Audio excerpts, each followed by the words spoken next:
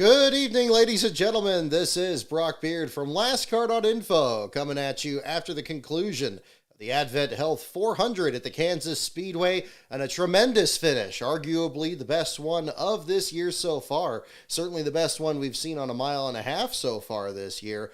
A absolute battle of wills between Denny Hamlin and Kyle Larson. Several very close calls between the two drivers there. Trading the lead and intervals disappearing by the second. Some real attrition here towards the end of the event. But ultimately, only one driver can make it to victory lane. And one zig versus the other zagged ended up with Kyle Larson in the outside wall. And Denny Hamlin pulling off his first victory of the year. No doubt going to be very interesting to hear his podcast this week. After all of that. And of course, this on top of it with a bit of late-breaking stories here right before starting the show here, of course. A bit of a scuffle on pit road between both Noah Gragson and Ross Chastain. I did not anticipate that with wearing this shirt today. I was thinking this more back with his good run at Talladega a couple weeks ago. But hey, a bit of bonus coverage between that. It wasn't exactly the two drivers I expected to kind of see in a battle down there. I mean, certainly Ross, I guess, has already kind of ruffled his share of feathers. It's already become a meme even in the broadcast here. But even, Christopher Bell even kind of got into him there before his wreck that ended up putting Bell in last place again, pending post-race inspection there. I didn't think Gragson was going to have as much of an issue with him there, but clearly he was pretty upset there. As things played out there. Gragson was having a good run for a little bit of this race here with some differing tire strategies and so forth, but ultimately different outcome down there. But no shortage of stuff to talk about for sure. We'll go into more of the Cup race itself, the Truck Series race at the same time. Definitely got some more to talk about with video projects coming up here on this channel, including 500 Days, as well as the article on Norm Benning that I posted this past week. And about G2G racing. So a lot to get into, and we'll jump right into it here. Congratulations again to Denny Hamlin on the first win of this season. However, not a very popular one from judging from the reaction from those in the crowd there. A overwhelming number of boos from the main grandstand. But I think Denny, given his prediction on his podcast a couple weeks ago that this was going to be the time of the season that he was going to start getting hot, and the fact that he's had some races here that just haven't really gone his way, especially with issues on pit road, I'm pretty sure he'd just take a win however he could get it. And this turned out to be the case here. It would have been great if it was a side-by-side battle of the finish there or something like that. But again, there were so many jabs and bumps traded between the two of them there. One slipstream or the other. And both of them basically separating themselves from third place William Byron by such enough of a distance that even after Larson bounced off the outside wall, still was able to salvage a second place finish there. In fact, in the results here, it shows about a 3-second gap between second place Larson and third place Byron in the running order. This is also a race where we saw several comers and goers. I mean, Larson may have led a lot of the late stages there before Denny Hamlin got to him, but neither of those drivers really seemed to have, completely clearly the most dominant car at all times. We saw Martin Truex up there. We saw Bubba Wallace up there. Several, both the 2311 cars. Tyler Reddick had a very fast piece out there for bits of this race as well. And then drivers coming back from adversity. William Byron was in contention to be your last place finisher in this race. And coming back from multiple laps down to finish in the third spot there is a tremendous accomplishment by him. But your top 10 so far in the unofficial results: Denny Hamlin, your race winner. Kyle Larson in the second spot. Margin of victory, 1.307 seconds. William Byron in the third spot. Bubba Wallace in fourth. Ross Chastain in the fifth spot. Joey Logano takes sixth after being pretty miserable for most of this race. Looked like he was kind of continuing this early spring slide that we've seen out of him these last couple weeks, including his last place runs at Vegas, the Bristol Night Race, and so forth there. But sixth place run for him. Chase Elliott was contending for the lead at one point as well. Certainly a good performance out of him. Martin Truex in eighth, Reddick in ninth, and Austin Dillon seemed like he was going to really drop back there with the different strategy that he was kind of playing at the end, but still hangs on to get a top 10 finish just ahead of Kevin Harvick. And I'd say just ahead, it's actually a gap of about 1.9 seconds between 10th and 11th, as the field was indeed pretty strung out there for the final run of the race. Other good runs to kind of look at here, too. Ricky Stenhouse still on the outside the top 10 looking in, taking home a 12th place finish there. Eric Almirola recovering from a spin on the backstretch to take 13th. AJ Allmendinger, I was just commenting with Lastbro earlier in this race how much Kaulig Racing seems to just be kind of off this year, not even having the occasional good runs this season. Good to see Allmendinger get a decent finish there into 14th, and Daniel Suarez running out your top 15 there. The other Kaulig entry, Justin Haley, in the 18th spot. I thought he had a really good car at the beginning. Watching the onboard camera from the back of the field there, Haley was really making some moves very aggressively, especially on the inside of turn 1. I think he ran much better than that 18th place finish shows there in the results. Ty Dillon finishes on the lead lap at 22nd spot there.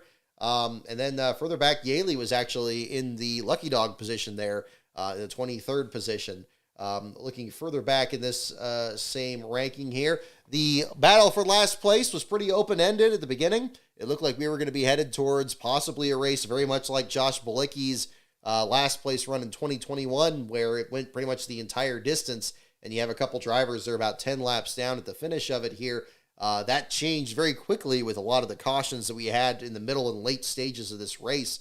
Josh Bilicki and Chase Briscoe were your bottom two runners for a lot of this race.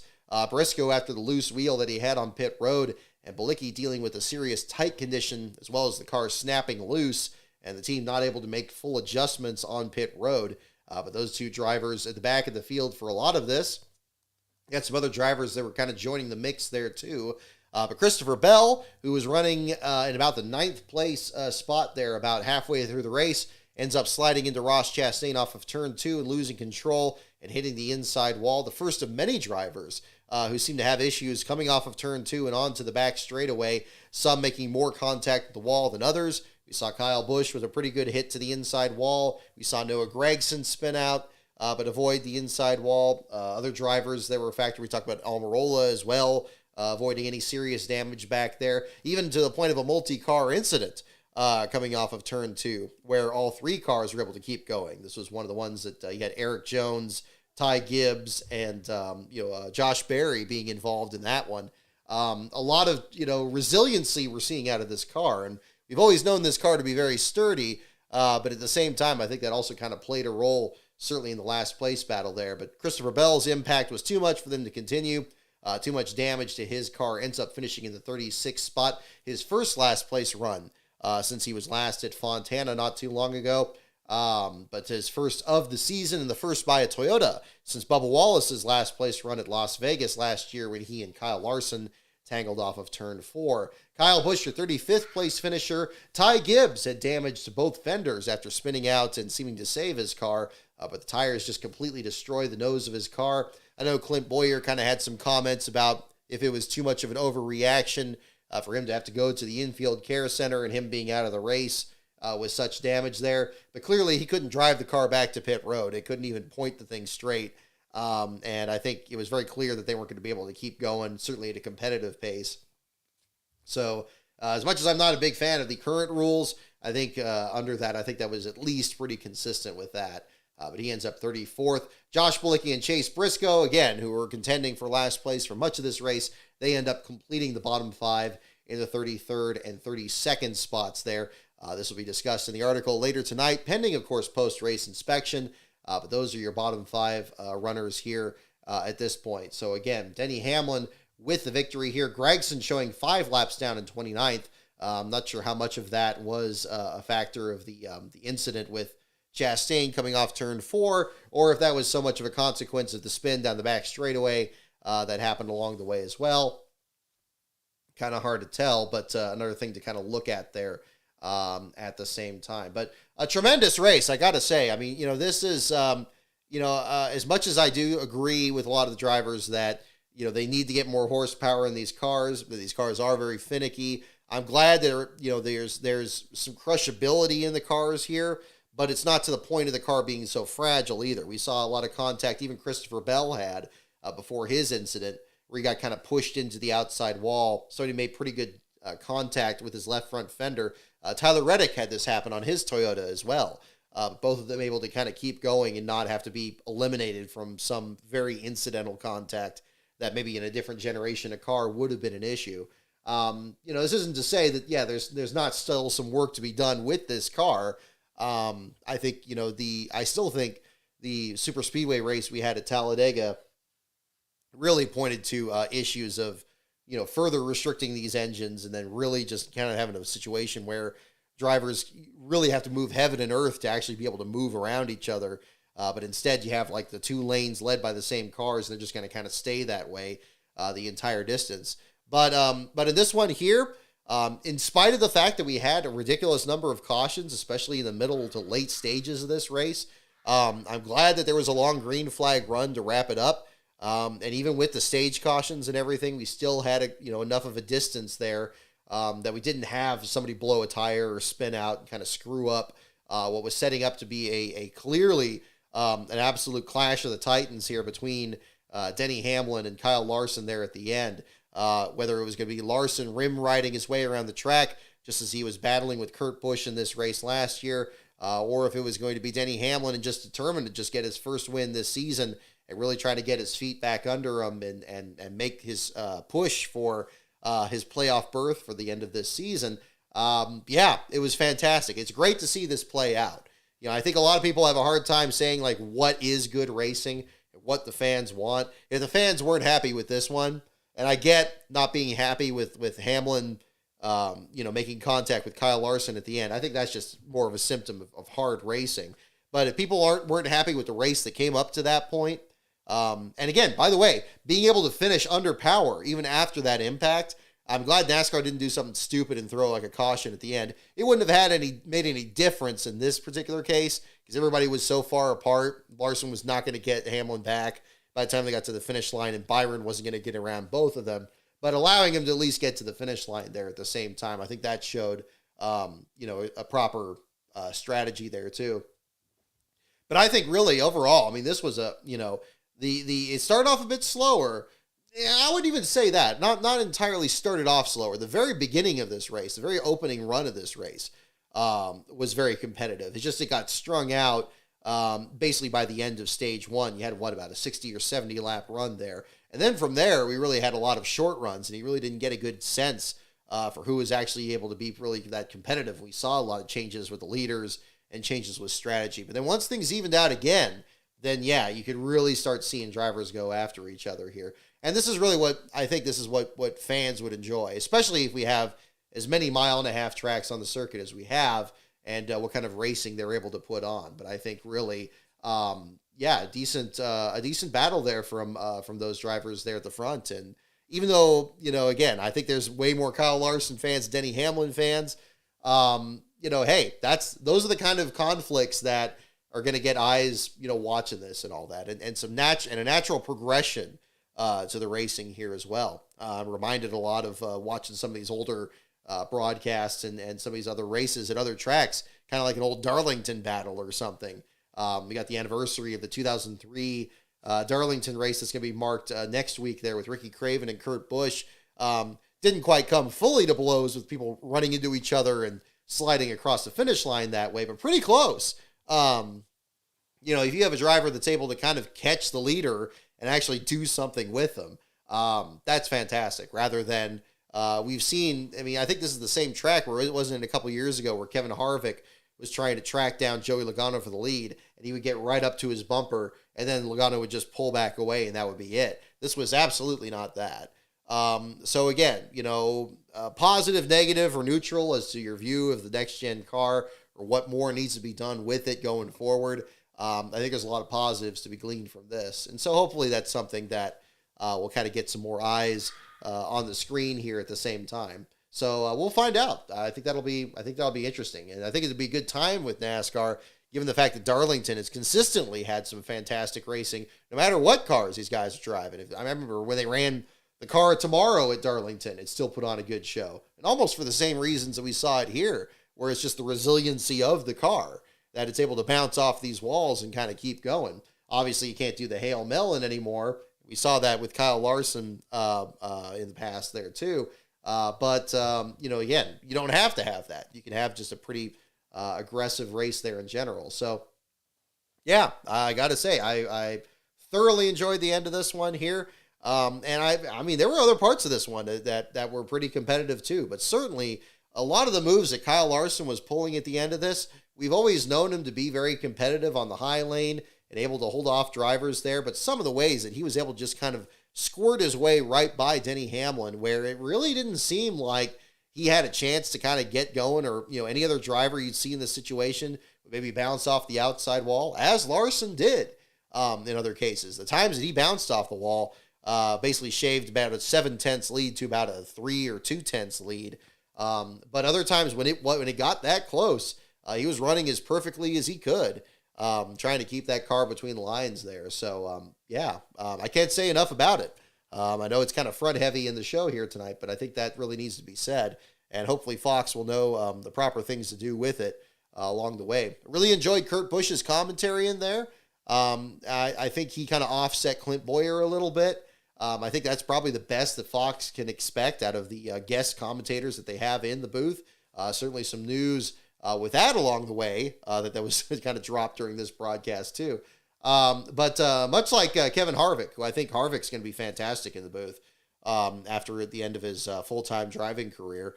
I think Kurt's very much got, a nice, approach to like describing the action and kind of describing that. I think that worked pretty well.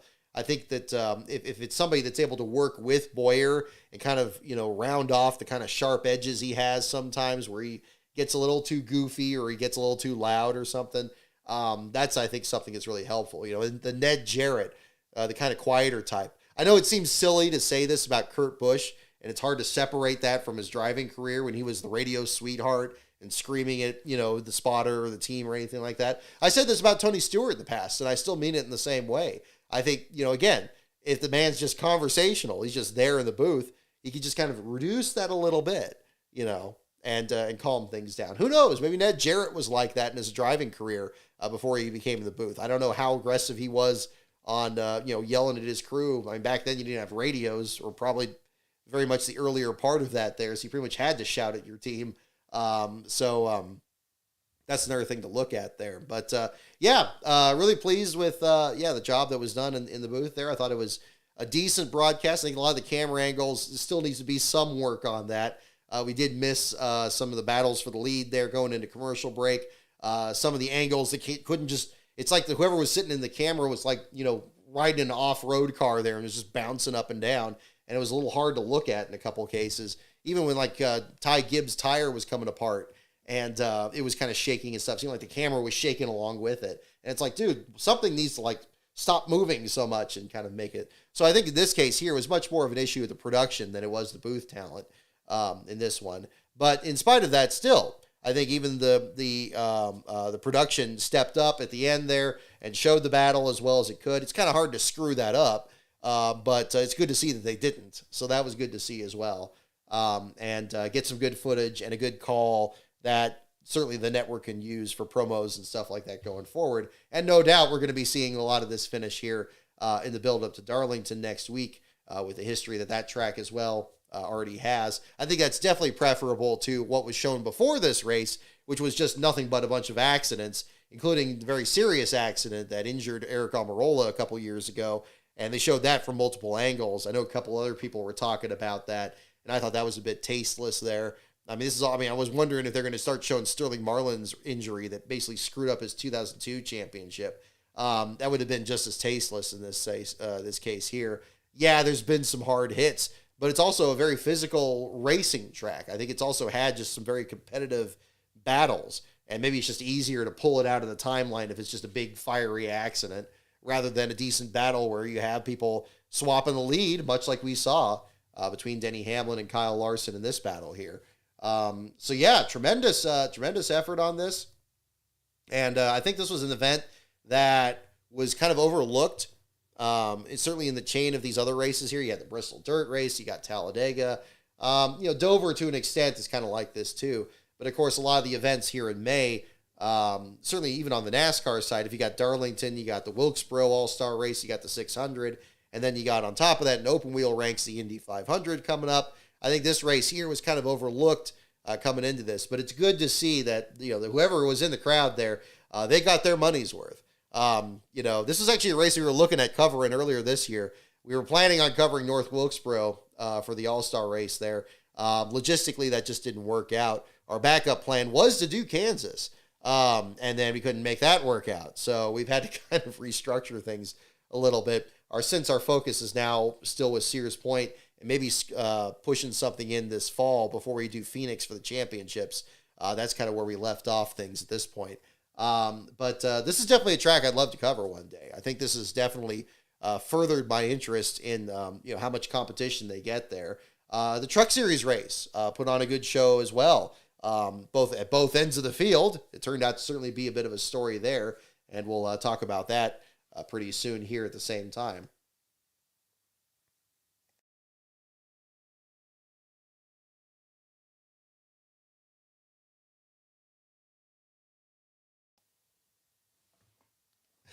Noah's fries came with a knuckle sandwich, Mark Barnum. Yeah, exactly. Good way to put it. So it'll be interesting to kind of see what we got coming up here these next couple of weeks. So let me jump right into the Truck Series race here as well. We'll still talk about the Cup Series race along the way, and if you guys have any questions on it, we'll definitely jump into that.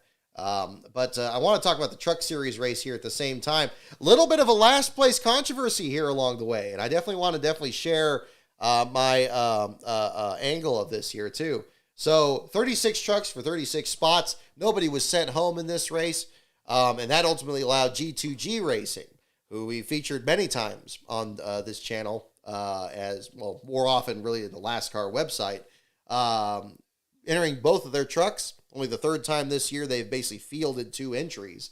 The number 47 for Tim Veens, a team co-owner, and the number 46 for Brennan Poole.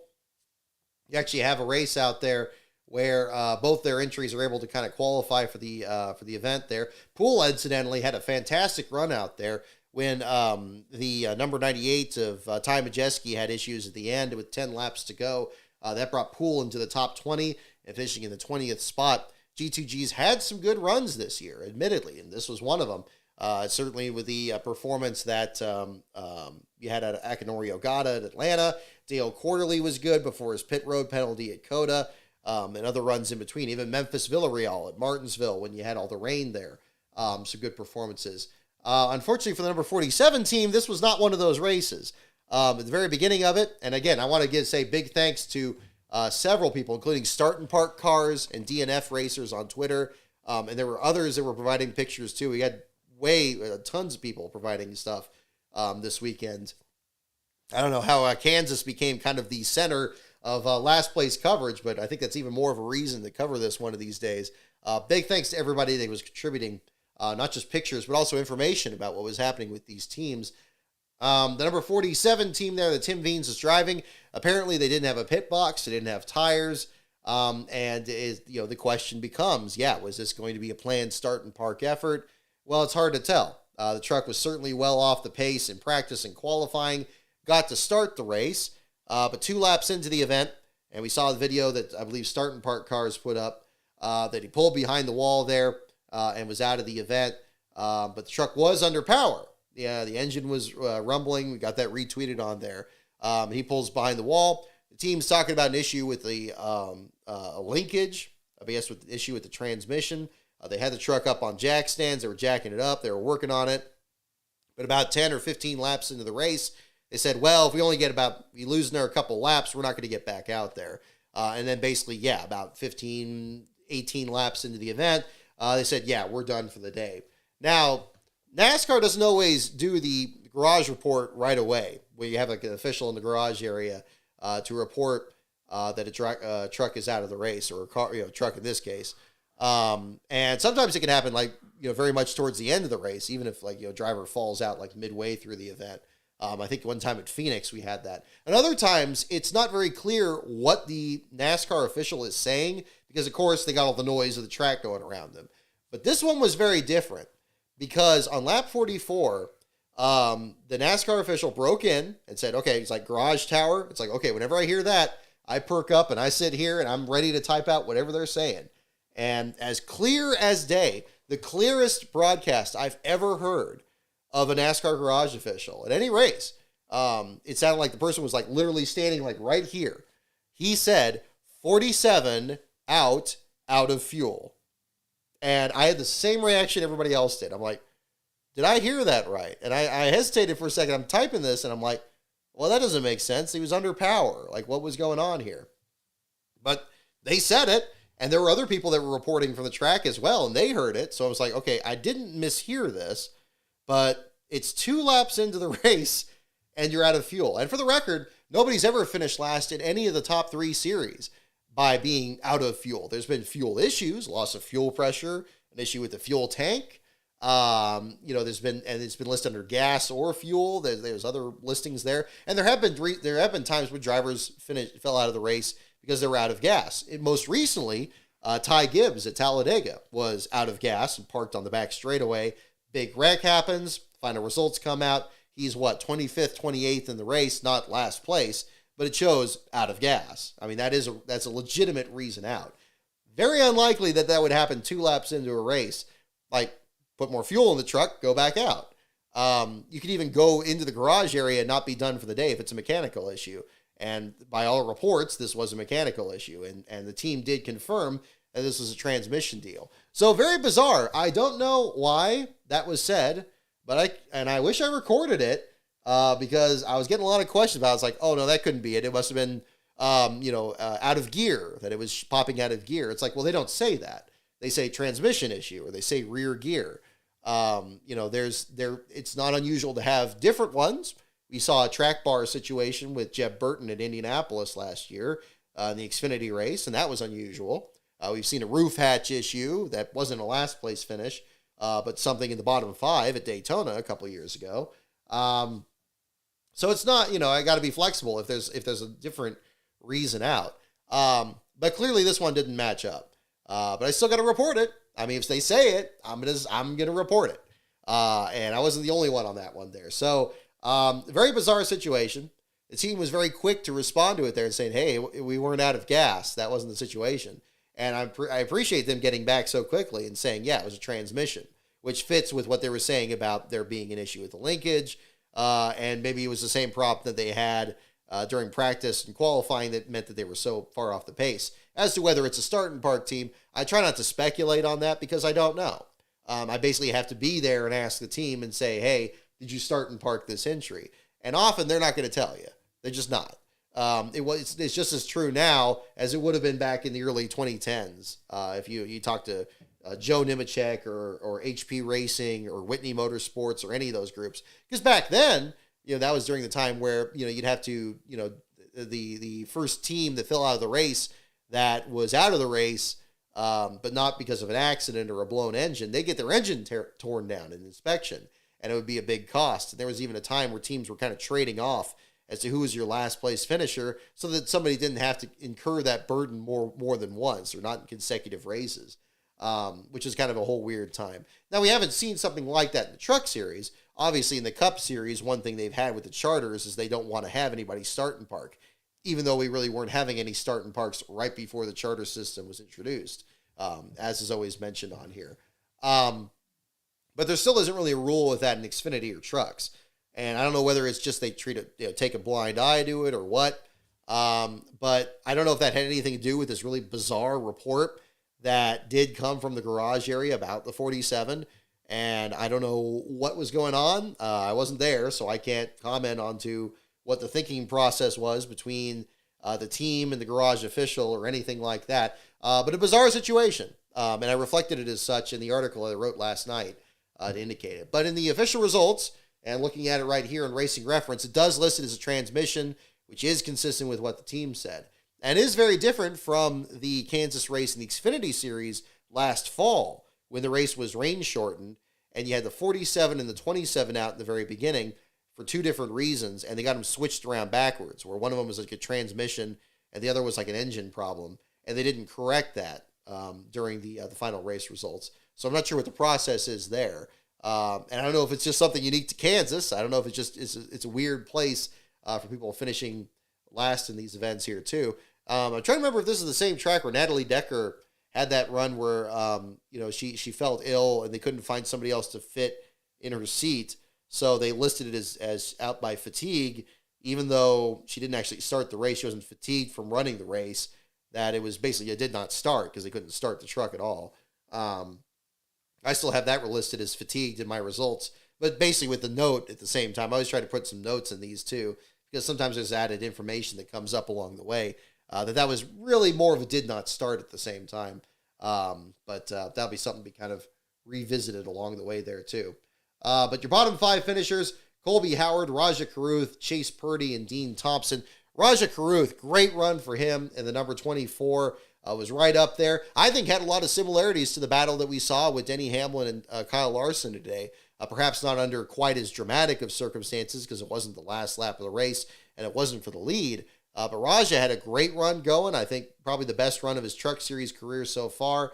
And I was very surprised to see Majeski involved in it because I don't view Majeski as an outwardly, dirty driver that would wreck somebody. And I don't think Rajah Caruth is a particularly reckless driver that would put himself in danger either. But I think in this case, the two of them were just racing each other hard. Rajah, I think, was changing his line a little bit. I know he was saying that he wasn't, but the replay made it look like he was at least a little hard to predict. And I think that just a simple mistake on the 98 or just not anticipating one move quick enough, certainly at that point on the track on the front straightaway, I have a hard time blaming one or the other for it. I think it was just a difficult situation, and it's unfortunate. It basically ruined both their nights, and I'm sure they both would have rather that not happened. But that was the situation there. And then the situation with Dean Thompson and Chase Purdy. I don't know what was going on with Purdy's situation. I know he was interviewed by Bob Pockrass and the other reporters there afterwards. But unfortunate that he was a late involvement in basically the biggest accident in that race after Matt DiBenedetto slid up the track and got Derek Kraus and a couple other, Christian Eckes and a couple other drivers involved along the way. Unfortunate situation for a lot of them, especially Dean Thompson, who just seems to have just the worst luck out there. As I said the other night, I think at least there's some solace in the fact that he's now struggling when he's battling amongst the top 10 drivers rather than further back in the lineup there. But I know he can't be satisfied with just having as much bad luck as he's had. Hopefully things will turn around for him here in the near future. Unfortunately for this Kansas race, ends up back in the 32nd spot there. DiBenedetto and Christian Eckes just on the outside of it there. Very close call there between Chris Wright and Josh Realm. The number 22 truck for Josh there had just a little bit of the Bondo kind of skinned off the right rear by the 0-2. A very close shave there in that. And again, an aggressive race. I don't want to make it sound like a race is good just because it has a lot of wrecks in it. It's really good because you have an actual competitive battle for the lead or battles throughout the pack there. One of the battles that Brad Perez brought up in this race was an intense fight between Mason Maggio in the 33 for Josh's team, as well as Spencer Boyd in the number 12. And there were some shots, people sharing pictures just today of them running side by side in trading position. And so these are guys running about, they were back in the 26th and 27th spots at the finish, with Spencer Boyd ahead of Mason Maggio there. Tremendous battle. And it would have been great to see it on camera. I think there's just so much there they didn't catch it all. But I think it really goes to show just how competitive this Kansas track is, regardless of what's racing out there, too. Understood that, ARCA was a bit more of a dominant racer. I didn't watch that one. But I heard that it was a bit more of a dominating run there. But still some good performances from other drivers out there as well. Frankie Muniz working through one of the wrecks there on the back straightaway and kind of clearing that without too much trouble there at the same time is certainly something else to look at. Other drivers to mention here: Brett Holmes finishing in 14th. He was also unsponsored. I think the 46 actually had an associate sponsor for G2G Racing there.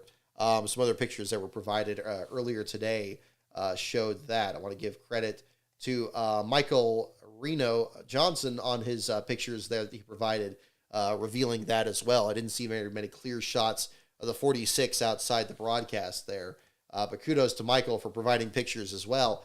But the number 32 for Brett Holmes did not have any sponsors on it. Still got a good finish out there.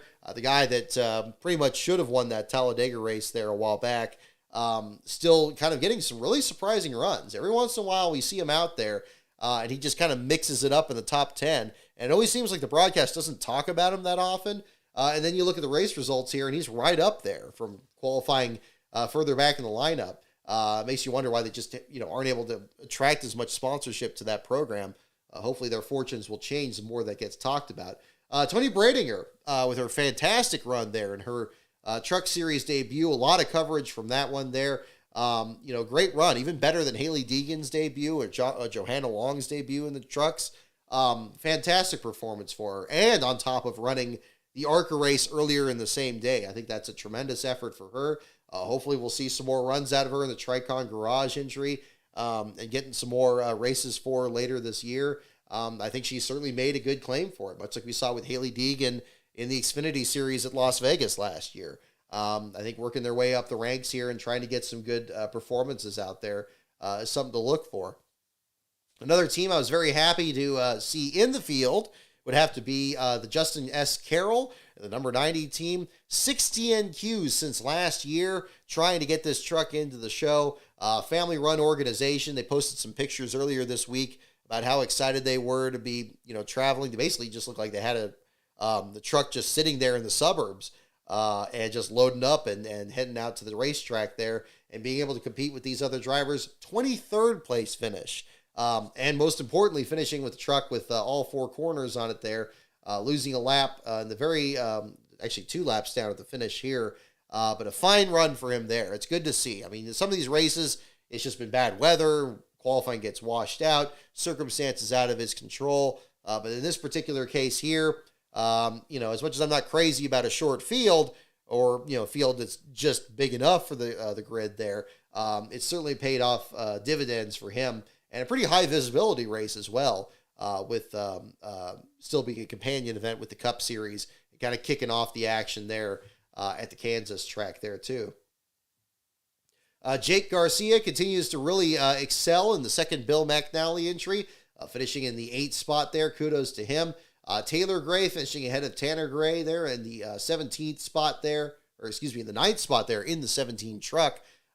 Great performance for him. Tanner Gray back in the 18th spot in the running order there as well. Nick Lights came back from a spin there in the Randy Young entry to finish 21st. That's a great run for that team, because the 20 truck has just been having just miserable luck these last few weeks, and not for lack of trying. They've had Stephen Parsons was doing a solid job there at Bristol. Brad Perez at Martinsville. Both of them just had some bad luck that dropped them into the bottom 2 positions in their respective races. But in this one here, I think some much-needed stability, even though Nick had a spin. And apparently Tony Breidinger was pretty much involved in there on the back straightaway. Still got a good finish there at the same time. So a lot of positives to look from here, too.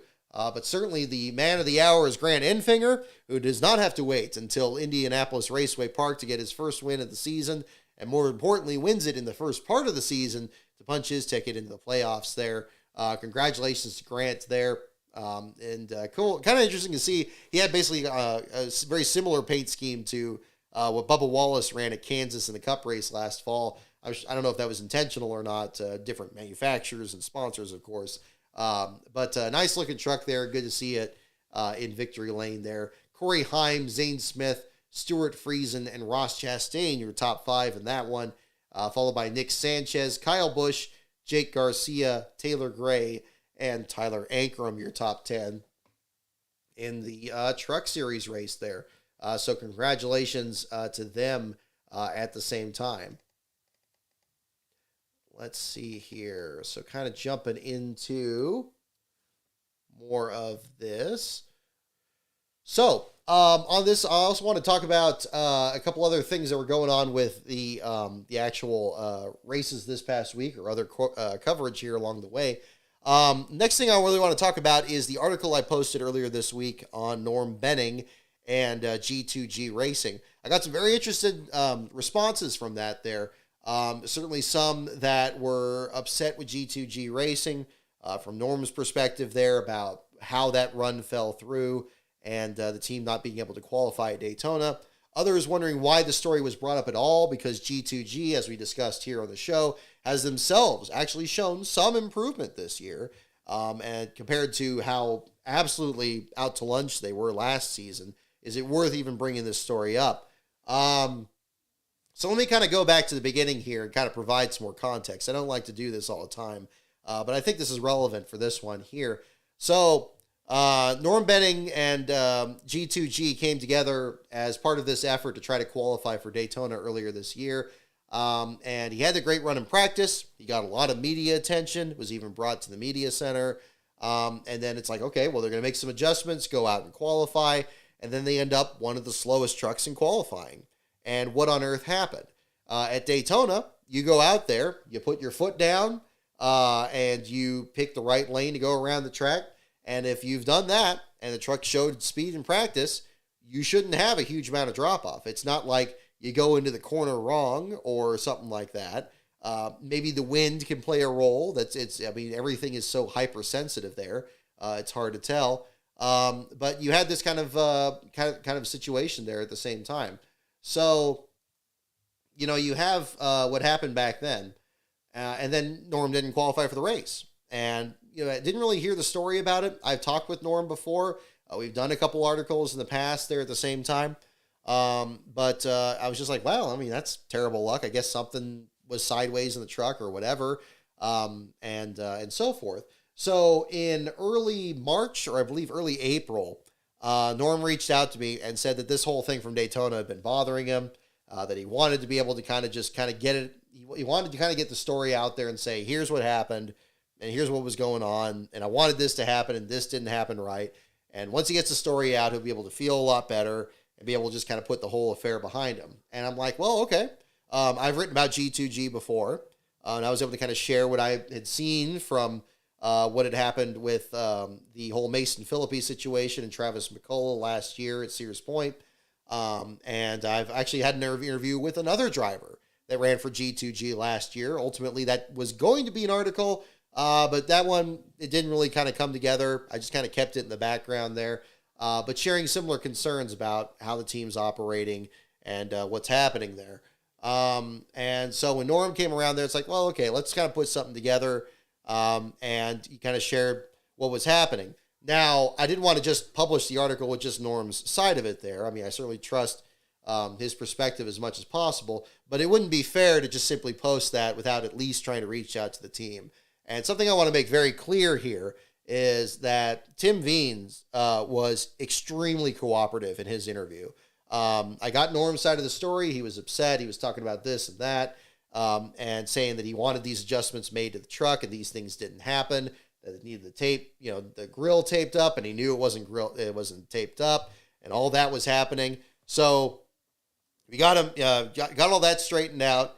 And I'm like, okay, well, look, let me talk to Tim. He's like, he had Tim's contact. So I reached out to him, and Tim was extremely cooperative in his interview. He says, yeah, look, I know that Norm's upset about it. They wanted to all qualify for the race for sure.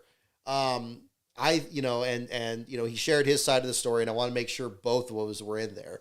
And from there, I was kind of thinking, okay, well, look, I don't want this to come off as like a hit piece. I don't want to say, oh, this team is terrible, and here's what they didn't do, and this was messed up, and this was messed up, and, it ruined this run and so forth. Certainly the driver, I certainly understand Norm's perspective of it, because of course, yeah, he's bringing his sponsors down there, and he's trying to get this good run, and he hasn't started a race at Daytona since I think 2018. Hadn't qualified for races in a while, and is looking for a good run. And the team is looking for that too. It's both parties involved. I always like to kind of write these things as kind of a collision course between both the driver and the team, and them trying to capitalize and work together and try to get something going. But ultimately, unfortunately, it didn't work out. But again, Tim was very cooperative. He actually provided the pictures that are in the article to point out about that. And again, I went back to Norm. I said, okay, well, here's what he said. And then we kind of went, back and forth on that there. And the result of that was the article.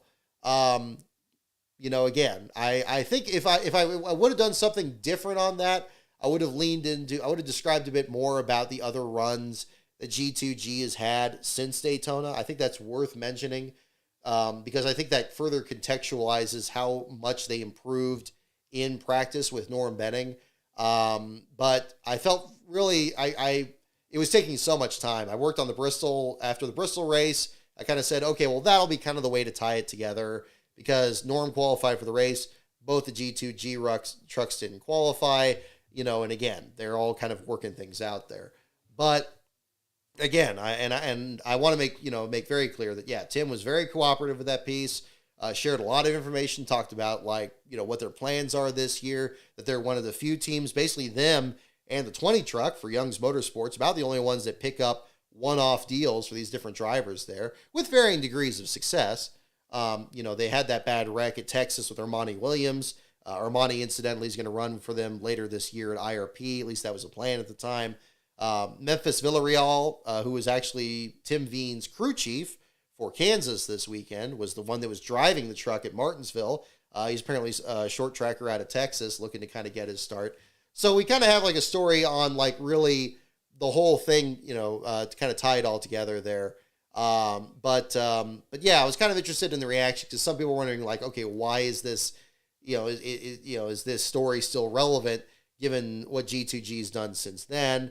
But I think it's worth understanding. I think the important thing with a lot of these, and I felt this very much the same way with the JD McDuffie book and other things that I work on, is that it's very easy to judge a situation based on just what you see, what you and I all see on TV or just hear on the scanner. It's oh, this is what happened, and there's nothing else to it.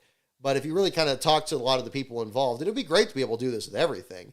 But to really talk with the people involved or really understand what was going on, I'm willing to believe, I think, really, when it came down to at the end, is it's just like most things. You get both sides of the story, and it's somewhere in between. I think what it came down to, most likely, was it was probably a miscommunication. I think that, there was probably, these adjustments were going to be made. Maybe that wasn't communicated effectively to this team. The driver and the team can, share any portion of that responsibility there, and it just didn't work out. I think it's also possible that there were distractions that both of them had, and both of them were very positive, I think I would say. In the case of Norm Benning, the great run he had in practice, he suddenly has all this media attention. He's not able to work on the truck. He has to go over here. He's doing the media things. He's doing interviews. He's doing all that, which is great, which is certainly helping him and everything. And certainly when you're a driver that's, trying to kind of really scrap together runs, I mean, I wouldn't turn down any kind of media appearances or any kind of exposure there. But that takes time. But I think on the other side of it here with G2G, they were taking on this effort with the Josh Realm team after the shop fire they had to enter this second truck. I never heard about this until I talked with Tim Veens, that 34 truck, which was a Toyota, which is, a bit different from what the Realm Brothers team typically runs, that was a G2G truck. So they really had to prepare both of these at the same time. And ultimately, really, that truck was off the pace too, with Jason White driving it. But this was an effort to kind of help them out. And ultimately, the owner points were going to be transferred from the 46 or from the 34 truck to the 46. There was also a miscommunication on that. Norm felt that the points were going to be transferred when Norm went out there in the 46. And the team said, no, it's going to be in Las Vegas the next week. And there's confusion about that. I really did feel, especially when putting all those stories together, that it was just a lack of communication. And I think that there it is, just kind of somewhere in between. And I don't blame either of them for being upset. Certainly Norm on his side and certainly G2G on their side. And I hope that came across in the article because this one was workshopped quite a bit. I went through a lot of work on trying to kind of pull that in there. There was some stuff from both interviews that I didn't put in that I didn't put in the article because I felt it would go too far one direction or the other. As much, because really at the end of the day, I would love to see G2G and Norm have some great runs out there. And it would have been fantastic if both of them together had this great run together and had a great race out there at Daytona. As Norm said in his interview, it's like, look, we had a fast enough truck. Them and the team had a fast enough piece so they could get out there. And maybe they would have been in a big wreck and maybe that would have ended their day, but it would have been towards the front. They wouldn't have been at the back of the field. We wouldn't have been talking about them really in the last car articles, more likely than not. But things just didn't work out, and I get the sense of that there. But I think it's important to illustrate that, and I think the fact that both of them, both Norm Benning and Tim Veens, were so open to share this. And again, people can decide what they want to believe or what they don't want to believe. If you think one story doesn't sound right or one part of it doesn't sound right, that's for everybody else to judge. But at least the information is out there. And as somebody that writes about these teams, that's the best I could do. I could offer my thoughts on it, but that's basically my thoughts on it. I think there's probably a little bit you can shave off of both that comes down to just a lack of communication. And unfortunately, it didn't work out. And I think it was that more than, weather conditions or pushing too high on one end of the track, or, a mistake by the driver, or a mistake by the team, or, this or that. Sometimes things are just snake bit and they don't work out. And I know Norm had more to say about it, and I know Tim had more to say about it. And I'm glad that they both shared that information. So at least that's all out there. But hopefully the net effect of that is going to be positive for the both of them there. And we'll see, because I think that's going to be kind of a different one to talk about there at the same time. So I hope you guys enjoyed the article on that. It was a challenging piece to write. It was challenging to kind of figure out the framework for it. I think writing it as a mystery was probably the best way to do it. Ultimately, when I was writing it, it was like, what happened? It's like, okay, here's as close as we can get to figuring out what on earth happened there. And it really, I think, also encourages a view more broadly about there's no small moments with these small teams. Any decision or anything that just doesn't quite work out, it can be the difference between a truck starting the race or not, or a team being able to go from one race to the other. And I think that's important. So I think that's another thing to look at there too. So again, I hope that came across. I'm not sure how well it did. But again, and I know it feels silly. We talked about Noah Gragson earlier. I'm wearing the Noah Gragson shirt. Look, I try to be as impartial as I can here, while still just enjoying the competition of the sport here at the same time. And this was kind of another part of that there too. So let me see here.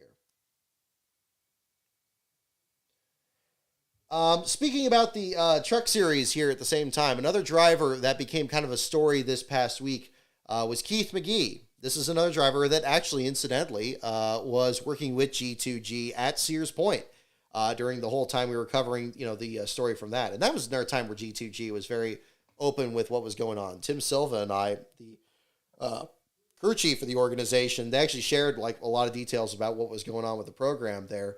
And we're very open about that. So nobody's, at least as far as I can tell, I don't know how, strong my nose is for stories or anything like that. It seems like people aren't really hiding anything. They're just sharing what's going on. But Keith McGee is a driver that seems like I always cross paths with him one time or another during my trackside coverage whenever the truck series is in town. And he's only made about, I think 20 or 25 starts here. I saw him at Phoenix last year. He had the wreck with Armani Williams in the early laps. Unfortunately, took him out of the race. I saw him at Texas in 2021 when he had the really hot race out there. He had a whole group of fans that were waving a flag from him from pit road. And I saw him at Las Vegas, where in 2021 or 2022, he was driving I think it was 2021, because he was driving the CMI Motorsports entry at the time. And he had an effort where he actually raised the money through going to the casinos there. And really interesting ways that he's kind of brought these different partners into the sport, and different ways that he's tried to kind of compete in the sport here. Driver out of Alaska, too. No short trip here for most of the races out here. I know they have one track up there with a beautiful view of the mountains. Kind of looks like what Fontana looked like when we had the snow there back in February. But one of these drivers is just a blue-collar, hard-scrabble guy out there. Announced this past week that he is going to go back to Alaska to spend more time with his family. Still looking on staying in racing, but again, not really staying down here in the continental United States here as much. As I said earlier this week, you certainly wish him the best. I know it's a difficult situation we see from any driver out there, and how much time they spend away from their family. We hear this so much from drivers that are, retiring. I mean, it's Kevin Harvick's reason for stepping away from the Cup Series this year. But at least most of the time, he's still within shouting distance of, wherever he lives. But with McGee, I'm sure that the challenge of that was even more so with his family back up north there too. But certainly wish him the best. I don't know if he's watching. I'm probably not, but I do appreciate it. We've only talked briefly before in a couple of these races he's run, but again, I think another one of these drivers that maybe a bit more unheralded in the series here, much more of a newcomer, but hopefully a driver that maybe we'll see further down the line, and again, trying to patch together another deal going forward here as well. But I appreciated his openness in sharing his story online this past week. Let's see here. Going back to Denny Hamlin and the race winner from today, again, pending the results of post-race inspection here. Got some more thoughts on certainly the bracket that we was talking about a little bit on last week's show. I know this past week there was this fan bracket, the proof of concept version that was put out, and I'm pleased with how they're doing it here, where it's going to be kind of a fan thing. And whoever wins it gets pit passes or VIP passes for what is it, for like a year or like 18 months or something like that. And it's including like the Daytona 500, and Denny's talking about airfare and all this other stuff. Fantastic. I mean, that's great. I think that's as a fun thing for the fans to really enjoy, and is something that people can kind of get into. I don't see any harm in that. I'm not going to be anti-fun, especially for people being into it there. My issue is much more, as I was saying in last week's show, with the intended version of, making this something that the drivers themselves are cognizant of, where they start this off, say, next year, and everybody has 10 races to kind of get in the top 32 in points, and then they're put in this bracket, and then each race, they're not just racing for playoff points or stage points or what their seed is in the championship. Now they have this arbitrary thing where, you got to beat this other guy to get to the next level of this bracket. So you get, $3 million or something like that at the end of it there. I mean, at the surface level, that sounds like that would be fun, but I stand by my statement that would be creating an artificial storyline. It's shortcutting what should be already an exciting part of racing together. Do we have to make wins so irrelevant? Like, I mean, it's already wins are. I mean, I know that they try to say that the current point system makes winning more important than ever, but wins are so irrelevant for any kind of like actual storyline anymore. They just don't matter. Like it used to be like, if somebody's not winning the championship or they're further back in points, it's like, oh, well, at least they won a race. Like that doesn't seem to hardly matter anymore. I mean, you got all these guys that weren't in the playoffs last year winning races. I mean, the fact that Chris Buescher won at Bristol seemed to hardly get any attention. It's like, oh, this playoff guy fell out of the race. And like all of a sudden, this is kind of brushed off to the side.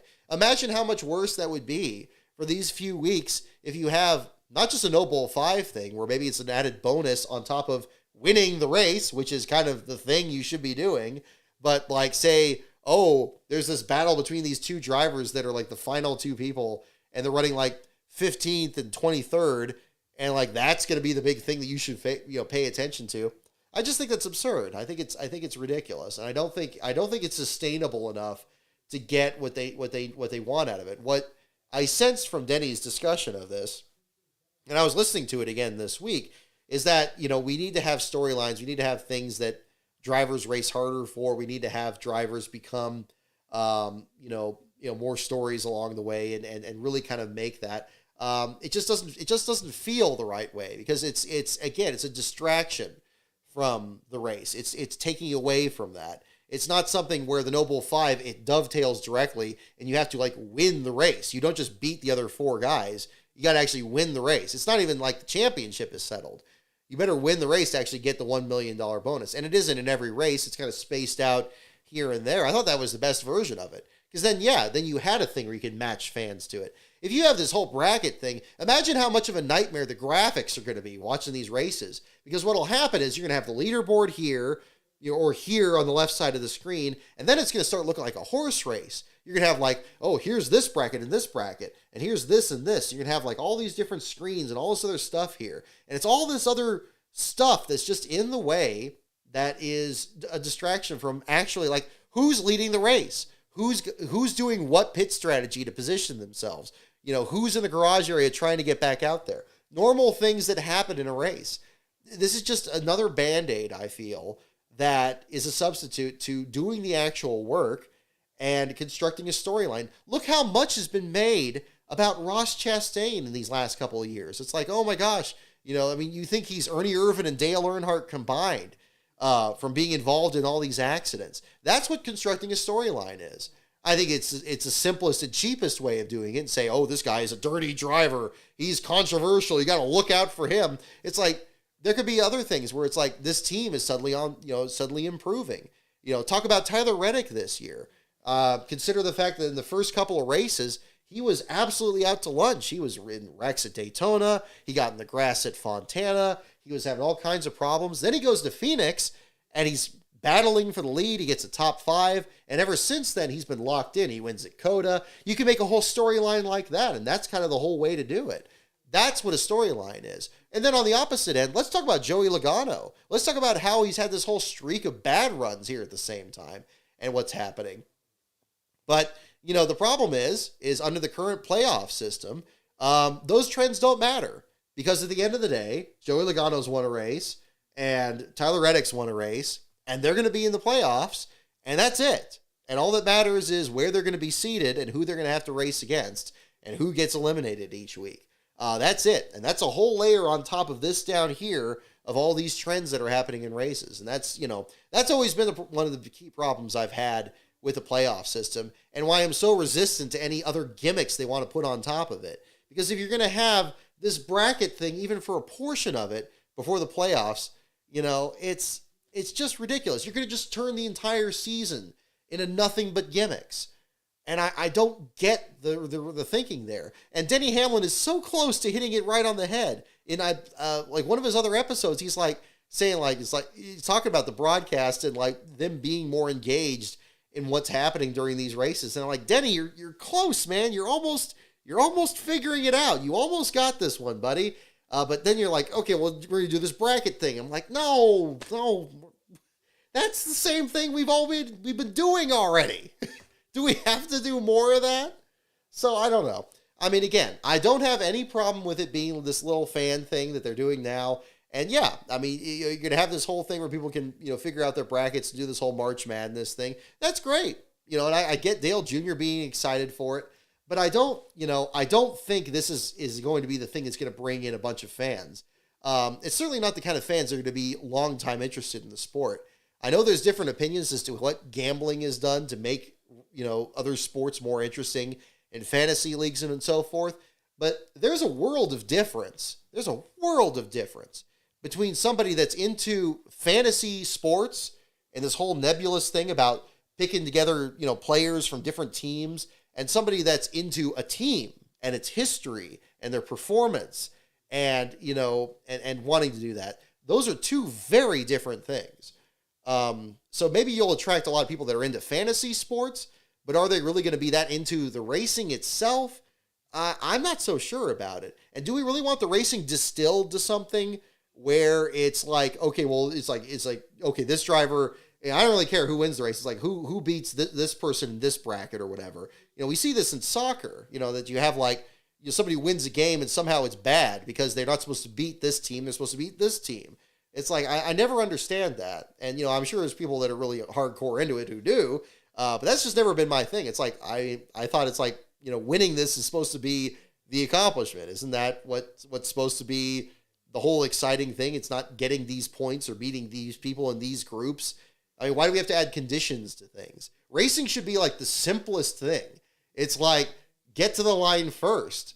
It's the same thing that drives me to be so opinionated about, about racing to the finish line, about not freezing the field. It's like, oh, well, okay, now we've added a condition there. Now it's not who's the first one to get to the finish line. Talking about Brett Holmes earlier, or Brennan Poole at the Talladega race a couple of years ago. It's like, if it was just the first person to get to the finish line wins, they're race winners.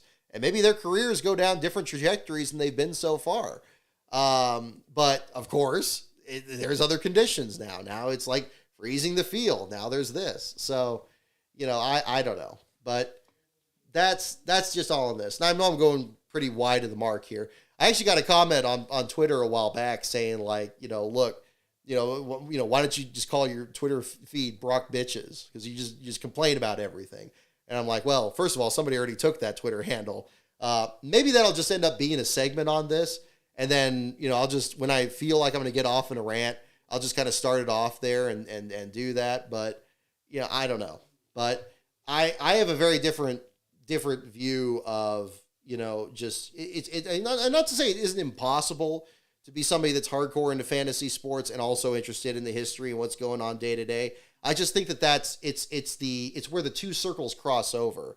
It's where it's that middle part of the group. It's not going to be the majority of fans in those cases there. I mean, if you're into fantasy and you're into just the way the sport is and who's winning the races, that's fine. I mean, I got no problem with that. I'm not talking about that. But that's kind of the other kind of situation with that. So, I don't know. Willie B, I appreciate your comments here on this too. He has a channel called Sports Grid, which is all gambling, and recently they have increased NASCAR coverage. Although I don't think it's the best way to grow the sport. Stuff like this is a good thing. Well, there you go. I mean, again, it's decent. Again, if it does help grow the sport. I mean, at the end of the day, I want the same thing everybody else wants. I want the sport to grow. I don't want it to be a gatekeeping thing. I don't want to say, oh, well, yeah, if you're into fantasy sports, you don't get to be into racing. I'm not saying that. Like, if you're into fantasy sports, that's great. What I'm saying is NASCAR shouldn't be spending so much attention trying to get people that are into fantasy sports into racing. I don't know why that has to be so much of a focus. The thing I've always said about NASCAR that's fantastic about it is you can have a whole group of fans in the stands and every one of them could be there for a completely different reason. Maybe you're rooting for a certain driver. Maybe you're rooting for a certain team. Maybe you just like the track. Maybe there's somebody that's on the pit crew. Maybe you just like seeing the crashes. Maybe you don't have any fan of any driver. You just want to see who wins. And maybe you're just completely new to this. You don't know what any of this is.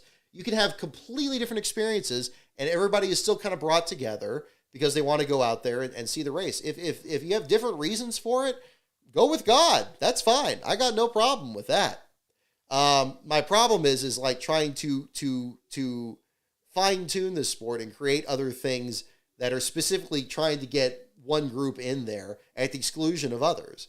I think there are there's other things that you can look at that are larger issues that can bring everybody in, which is why, again, I hammer on the broadcasting thing so much, because whether you're a fantasy sports guy or you're a racing history guy or you're a new fan to the sport, it's the one thing that all of us are internalizing the sport through. If you're not at the track every week, and very few people are, even not that many media is, that's the way that you take in the sport.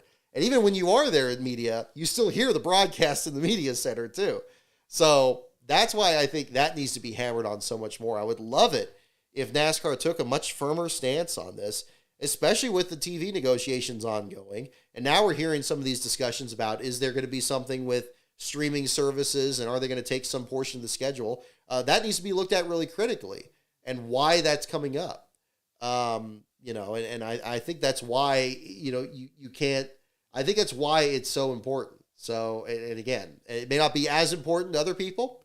Maybe it's more compelling for other things, but I think that's another one to look at the exact same time. So, yeah, I don't know. I don't know how many people I've scared off since the earlier part of the show here. I'd support a Brock Bitches segment. Yeah, there we go. We'll have to get a graphic or something like that. The problem is, and those of you who may be new to the show, I'm not sure, but I always transition into one segment to the other pretty loosely. So I'd have a hard time kind of just stopping and starting with other things. But maybe we'll have, I don't know, add something to the soundboard or something like that. We'll figure something out. It's taken so long just to kind of get to this aspect of just getting the dang sound to work on the show. Goodness, we had so many of those too. Let me get into the super chats here in the meantime. I'd like to do something with the throwback paint schemes for Darlington this week too. So maybe we'll do that a little bit later here. But first, we'll get into the super chats. Nicholas Gray, thank you for yours first and foremost. Finding myself fading out of being a fan of Ross, tired of him being the center of foolishness every week, especially with Kyle and Noah today. Yeah, I gotta say, I'm having a hard time figuring out what's going on here. And again, I think we talked about this on last week's show when Kenny Wallace came out and said that the best way when you have a driver that you feel is too aggressive is you got to shame them. Do what they did with Ernie Irvan, where he had to make a public apology in front of the drivers' meeting before the race at Talladega. Now, again, how effective that is, and would Ross do that? I don't know.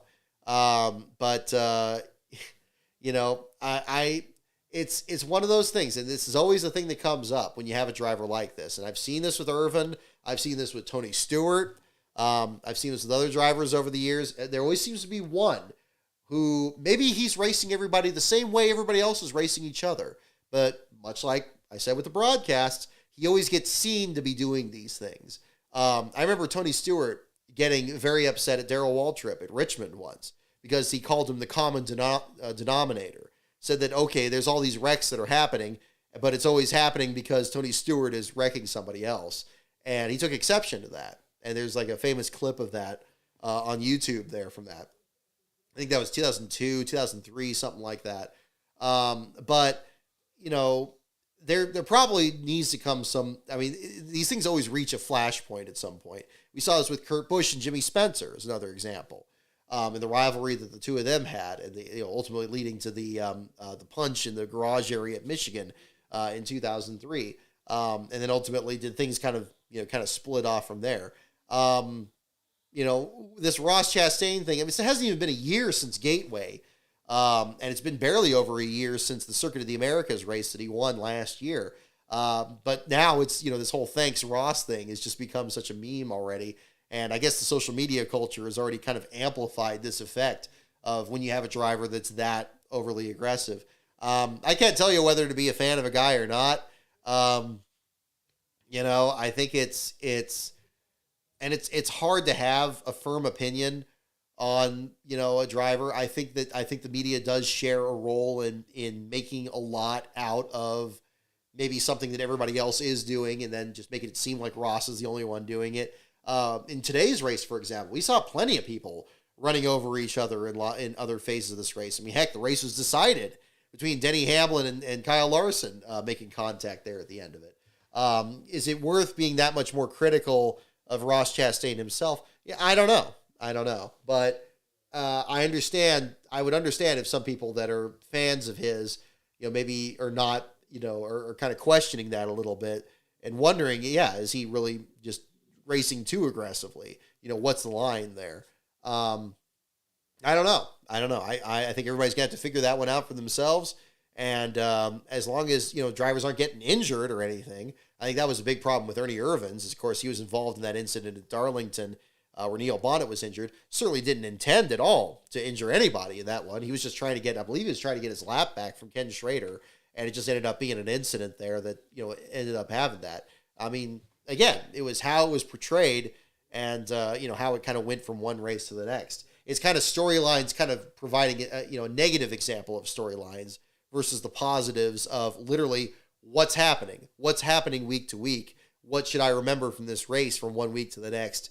And, what has happened from this one that I should remember, I should remember next week, and what from last week should I remember this week? That's kind of the important thing there too. But thank you for the super chat. Thank you for the super chat as well, Beast of Metal. If they wanted to show hard but clean racing at Kansas, the Nemechek-Rudd battle at NBC's Vault, it would have even unintentionally tied into this finish, since that was almost the first last lap pass. Very good point. The Ricky Rudd-Joe Nemechek battle is another perfect example. Was kind of featured at the beginning of the end video I did on the Bobby Ginn story. Slap shoes of myself rather, narrating that one. That's another perfect example. A lot of great competitive racing that's happened at Kansas. I think we saw other good examples of this. I think there was way more than we could have seen from just the broadcast itself. But then again, that's always going to be the battle between, it's like, hey, if you want to see more, come out to the track. Hey, darned if we didn't try to do it this year. That's at the end of the day, we got to see as much of it as possible. And if they're able to kind of keep these storylines going, I still think that's going to be the thing that helps the sport. And the fantasy racing stuff, that'll all come. But it's only going to help that if you have these stories and you know about these things. That's what made these other drivers seem so much larger than life. It wasn't just that, guys like Terry Labonte or Dale Jarrett, were incredible drivers, which they were. It's that they had these individual personalities that they got to know. And individual tracks that they were good at, whether it was Dale Jarrett at the super speedways or the rich races, or it was Bobby Labonte at the quad ovals, or it was Rusty Wallace at the short tracks, especially Bristol. And of course, the other part, NASCAR needs to share responsibility in this too, for not letting the drivers speak out, for throwing the gauntlet at Denny Hamlin for his podcast, for mentioning the thing with Ross Chastain at Phoenix. They really need to loosen that up quite a bit. And I know that NASCAR is probably very fearful of the effects of that with social media being what it is. But what sport now doesn't have outspoken athletes out there? Whether it's baseball or hockey or football or soccer or anything like that. Just let them say what they're thinking. I still maintain Denny Hamlin's podcast has been one of the greatest revelations in the sport in these last few years. I feel like I'm hearing what's happening in the garage area for the first time in like 15 years. I mean, for me, for an older fan like myself, I have such a hard time separating the way things used to be done in the garage area because we just don't hear about it. So much of it is cloak and dagger. So much of it is we don't hear what these drivers, how these drivers are interacting with NASCAR. And we get these very basic questions and trying to stir stuff up and get sound bites from these drivers here, but we don't understand what they're dealing with. We don't understand the things that really are on their minds and how they work through these seasons, and if they do get exhausted or what they deal with mentally. We don't get that. But we're starting to kind of get this again with Denny's show, and I'm glad that he hasn't pulled his punches, it seems, from his show in the time since then, to really continue to share that with everybody, because I think that provides a great public service out there. We saw that a bit with Junior's show, but we're seeing it even more with Hamlin's, I would say, and even under the same network there at Dirty Mo. So kudos to them on that for sure. Let's see.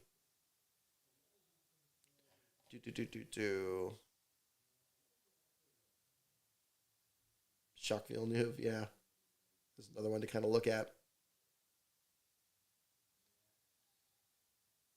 When's the last time a severely wrecked car wins a race? If Hamlin fails inspection, then Larson would win. Yeah, I mean, it's entirely possible. But yeah, I think Terry Labonte in 95 would be the another example.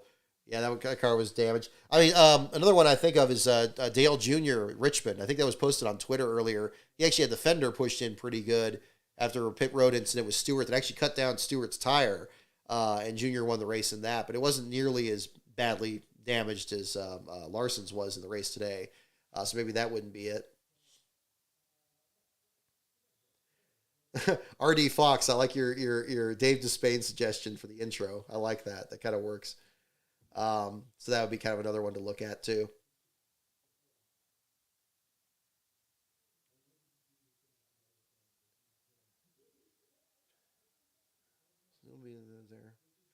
Fantasy sports and gambling fans aren't necessarily the same audience. Gambling-oriented fans will still be into storylines and arcs. They are literally interested in them.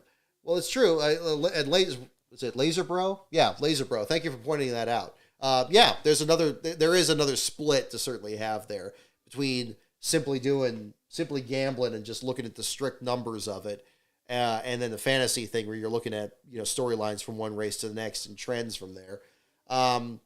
Perhaps I'm painting in broad strokes to kind of lump those together. That's a valid point. Because you're right. Fantasy sports would be more interested in storylines, and they would be. I still think the way that they're interested in storylines is still more transactional, because they're going to look more at statistics. They're going to say like, oh, well, this guy has a rating at this track that's this number, or this guy has one at this number. I think what I'm thinking much more of is individual storylines of just trends that, when you're kind of storytelling about the season, when you're, things that are kind of used in the broadcast. And there's definitely a statistical element of that, as well as a kind of a storytelling element. But it's not in that transactional sense. It's not in the, I haven't listened to Steve Letart's show yet on Dale Jr.'s channel there, but I probably should, because I probably get more insight into the mentality of saying like, oh, well, he's usually bad in the third quarter, of these races, and this driver is better in these. It's like, to me, it seems like the fantasy stuff gets so abstract that you pull yourself out of, where this event fits in history, that it doesn't feel the same way, because you're trying to take all the tangibles and intangibles, crunch them down into numbers, and really say like, okay, this is the way to go. But again, maybe I'm still painting broad strokes between fantasy racing and just strictly gambling on racing at the same time. That'd be another one to look at. But I don't know. I think that'd be another one to kind of look at.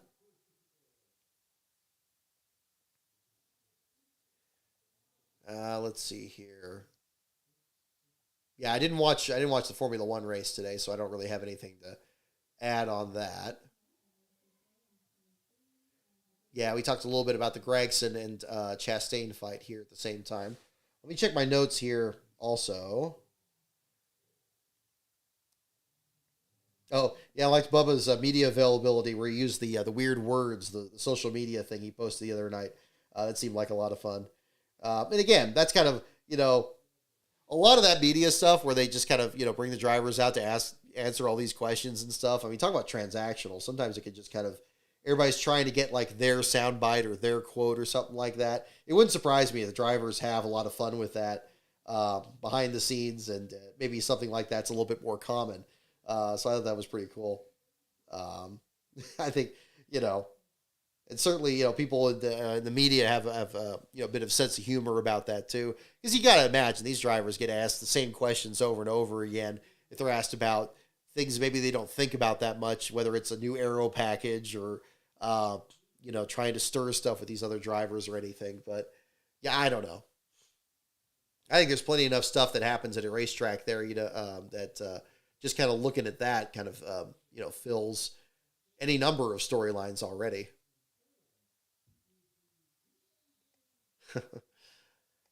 Alrighty. Do you think NASCAR Race Hub could be better, Laser Bro? A lot of it seems like it's irrelevant with so much news on social media. Yeah, I don't really watch Race Hub that often. I think probably the one thing that they've been good with is produced content. When I like their one that they did on Neil Bonnet, they've done some really good produced stuff. The one they did on the time that NASCAR raced exhibition races in Japan, they put together some great productions. I think that for a major network, that should probably be their focus, because they have A, the money, and B, the access. Like, anybody else that's trying to produce something on YouTube, you're not going to have the money to make it look really polished and really nice. You're not going to have the access to the best footage, and you're not going to be the first in line to get these interviews when you need to get them for your projects. I'm very happy and very fortunate to be able to do some of that with my stuff, but it's never going to compare to what a major network can do. So I think with Race Hub, that should probably be their focus, is more on produced content, because yeah, they're not going to beat social media. They're always going to be 5 steps behind. And I'm not a big fan of these shows where they just have like your Skip Bayless characters, and they come in there and they're just popping off on stuff that happens. It's like, I don't get why a lot of these sports networks, they just do that these days, because anybody can do that. We're doing that here. There's probably a whole lot of other streams that are talking about this race at the same time, doing the same thing. I don't see the appeal. Now, maybe some people are really into that because you like the personalities. Great, that's fine. It's just never been for me. That's been the thing. I feel like I do enough already on this at the same time that I don't really give myself enough time for that. But I think it's another way to kind of look at that at the same time.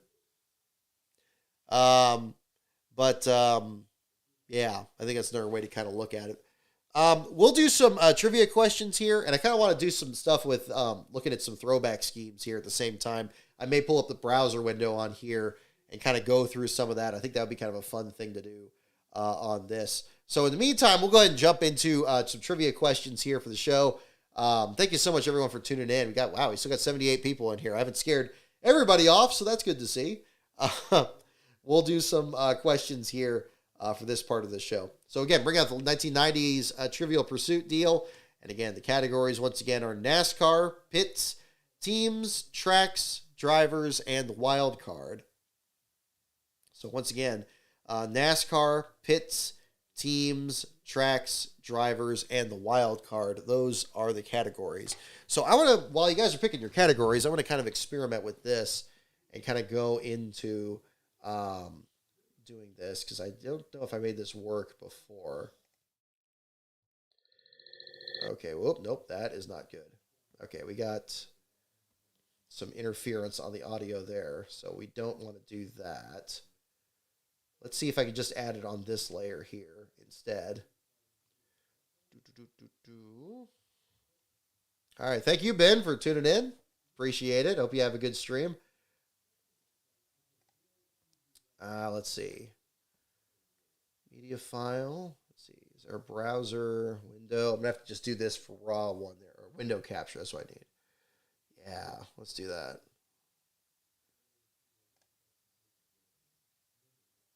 Okay.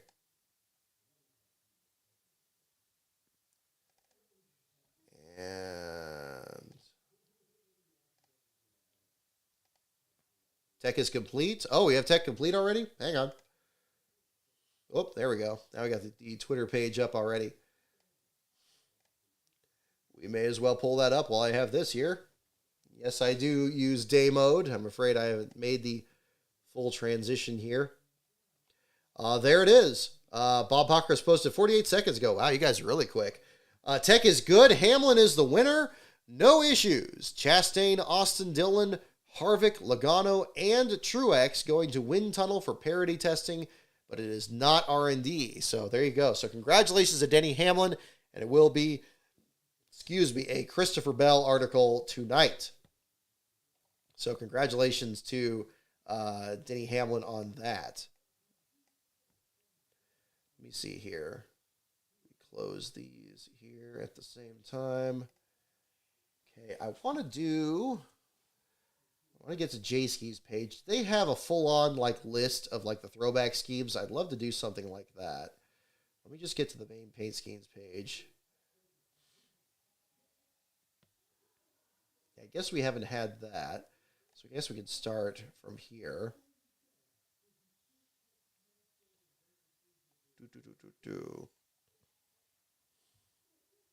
Here we go. Goodyear at Darlington. Okay, here we go. This will be fun. So while you guys are picking your categories, maybe we'll do this and we'll do some trivia along the way with it. Whoop, hang on. Where'd it go? Oh, okay. I can do this with shrinking the screen. Can I still scroll? Okay, I can't scroll. We're gonna make this work. Okay. I don't know if can you guys see this? Can you guys see the browser? Hopefully you can. I can see it here. Okay. And okay, gambling. Yeah, there you go. We got all the categories here on this. Alrighty. What can Brown do for you? Okay, good. I'm glad you can see that. Alrighty. So let's see. Well, you guys have your categories here. If you guys have not sure which category, if somebody could total which one has the most votes, we'll jump into that. But in the meantime, I'm going to kind of talk about some of these throwback schemes because I definitely want to do that. Because I know if there's one thing that I am even more opinionated on than broadcasts or anything like that, that would be throwback paint schemes or paint schemes in general, but throwbacks in general. So first and foremost, so let's talk about some of these bad boys here. First one on the screen. I love this Ross Chastain one here. I was never really a big Dale Jarrett fan growing up, but I got to admit, between the Ford Quality Care car and the UPS car, I mean, these are a couple of the most iconic ones there. You don't see me? That's okay. That's fine.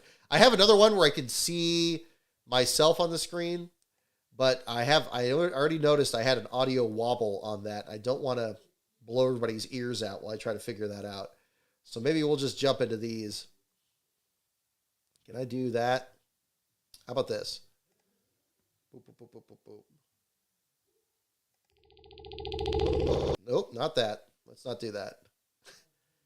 You might remember Independence Day. I guess you can have the boop boop. Can I shrink this? Let's shrink this. Okay, we're gonna have to boop. There we go. There we go. We'll just kind of throw this together really quick. And here I'll get this above the chat. And we'll get this down here. I'll have to fine tune this here a little bit. Okay, there we go. That's kind of more what I wanted to do. Alrighty. Grade these on a 1 to 10 basis. Okay, well, I'll do something similar. Well, again, the Dale Jarrett one, that's not bad. I like that it's, of course, it's certainly throwing some mud in the eye of the FedEx team and Denny Hamlin. The brown and the white. This is more like the 2001 version of it with really bold outline. It's a little bit of kind of throws you off there with the number 1 because it's such a skinny number versus the huge number 88 on Dale Jarrett's car. So it doesn't quite work with that. But I mean, of course, you got the big sponsor space there for the Worldwide Express logo there. And of course, their connection with UPS. Not bad. I don't know. Probably maybe a 6 out of 10. I mean, maybe a 7. I don't know. It's nice to have the actual UPS logo. Even the old UPS one from 2001, they didn't skimp on it and use like the 2006 version or something later. They got the UPS on the deck lid. Those of you seeing 500 Days, you definitely seen this scheme already. Yeah, not bad. I've seen a lot of opinions on this one, though. The Kevin Harvick one, trying to bring together the America Online paint scheme from 2001 that he was going to run. There'll be more discussion of this, of course, in 500 Days. That's coming up, so look forward to that. I don't mind this one. I think it's a good Sunny Delight paint scheme, first of all. I like that it's the old logo from like the 1990s there. It's a little bit of dissonance there with the Busch Beer logo, so it doesn't quite work that well. The number positioning by itself kind of moves, kind of hides the swoop from the America Online paint scheme a little bit, which is unfortunate. But I don't know. I like the orange and the yellow. I just love like bright neon colors. So this one I really don't mind too much. I think it's not bad. But I will say, when they did the blue version of it, somebody did like a thing where they did the color swap and they put the blue swatches on there instead of the orange. It still didn't look that good. I don't know if that was just the Sunny Delight scheme or anything.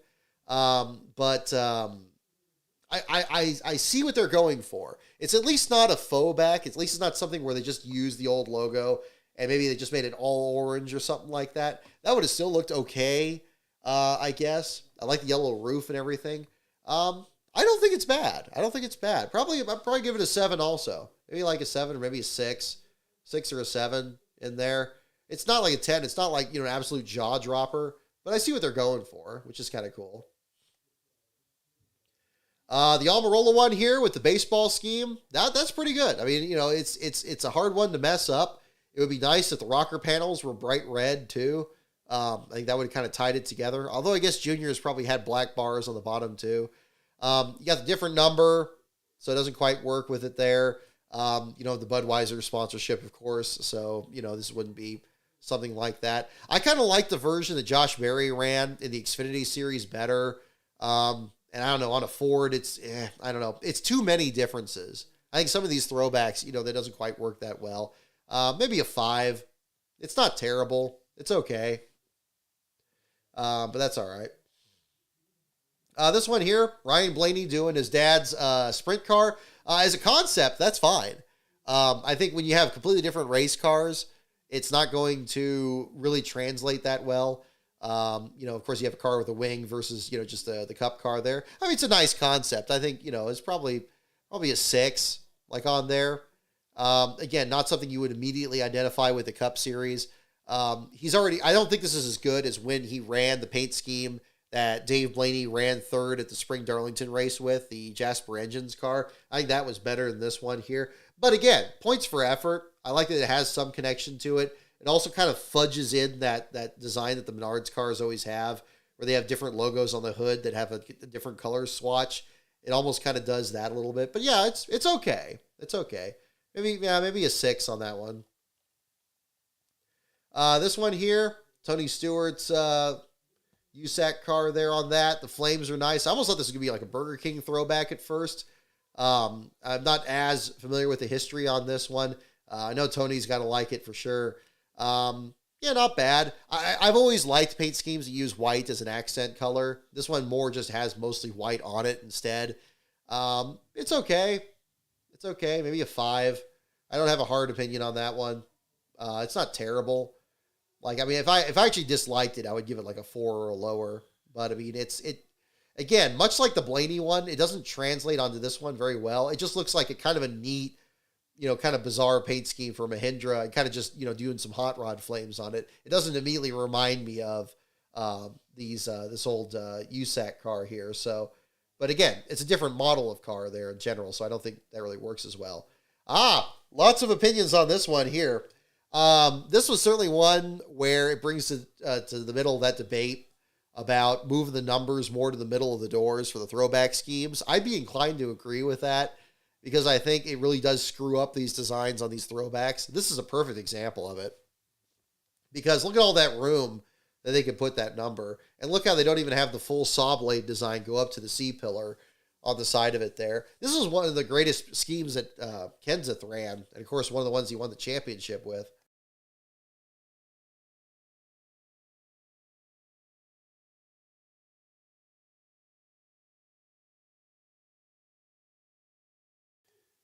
Yeah, it would be nice if it had that a little bit more, but it's still really good. It's still really good. This is more like an 8 in my book. It would be a 10 if it had the number in the middle of the door, if it had the saw blade kind of cleaned up. But those feel more like nitpicks because overall, I mean, you got the actual company, you got it with one of the numbers that Kenseth ran too, which is cool. The under tray, much like the Almirola one, kind of messes it up a little bit, but at least it's like the same color as the primary color on the car. So that's pretty cool. But yeah, that's not bad. That's not bad. I think that kind of works pretty well. This one. This is a really good one. This is like an 8 or a 9 in my book. The Jeff Burton paint scheme. Harrison has already run some good schemes that his father ran. He ran the 2000 scheme, much like Matt DiBenedetto did before, which was pretty good, even with the number moved forward. This one here, the number kind of moves forward anyway with the angle of it. It's a little bit different with the Wood Brothers because they have that very blocky number, which I like, but versus the modern 99 style there of the late 90s scheme. This is nice. I think the real version of this is going to look really cool with kind of that soft pink there. And of course, a car that has a lot of history at Darlington too. Jeff Burton winning that race when he bounced off the outside wall and the rain started falling there. I think that one's really good. Yeah, I think that's an 8 or a 9. That's pretty up there. And for the numbers moved forward, that's about as good as you could expect because it's got the same pattern there. Kind of, I'm pointing at the screen. I should just use the mouse. I mean, I like that the stripes over the rear wheel are accurate. I mean, that's pretty cool.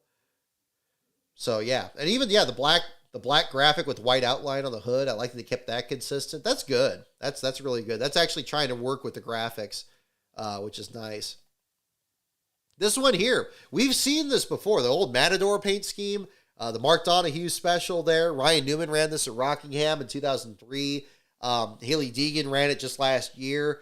But on a Penske car itself, there's a lot of history there. This is way better than the one Logano ran last year. I thought the one Logano ran last year sucked with the gold numbers. It's unfortunate that it won, so they had to make a bunch of die casts of it. This one here looks really nice. I like this one. This is...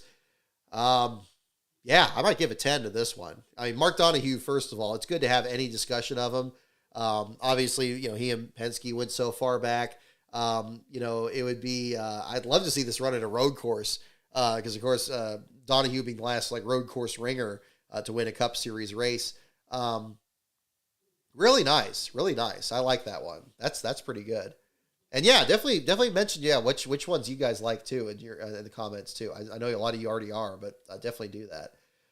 Here, this was really good. You got the Chrome Illusion paint scheme, the 1998 Winston All-Star one. I like the updates they did where instead of the 50th anniversary logo on the hood, you got that. You have kind of the multi-hued rainbow stripe.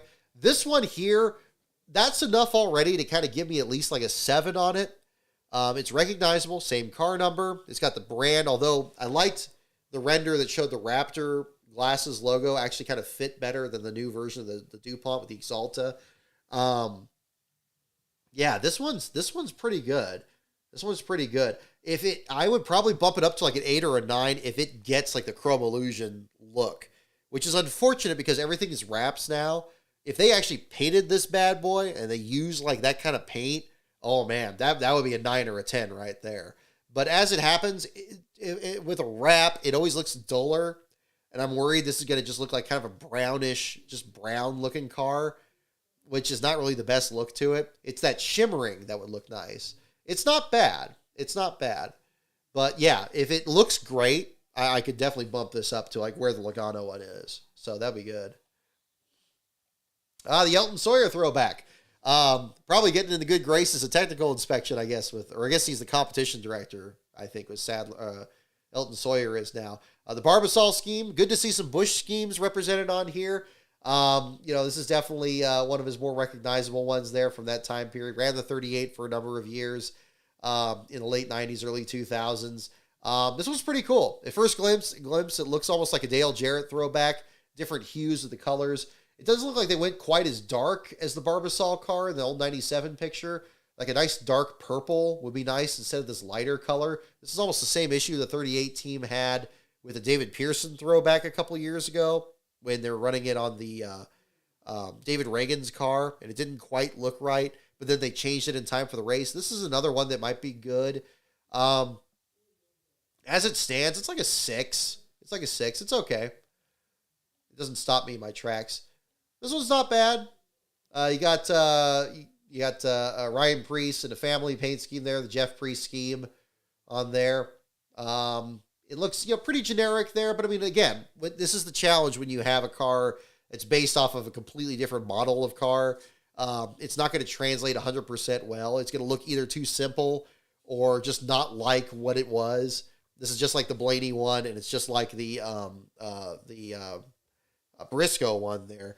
But it's not bad. It's not bad. I like it. The number kind of pops.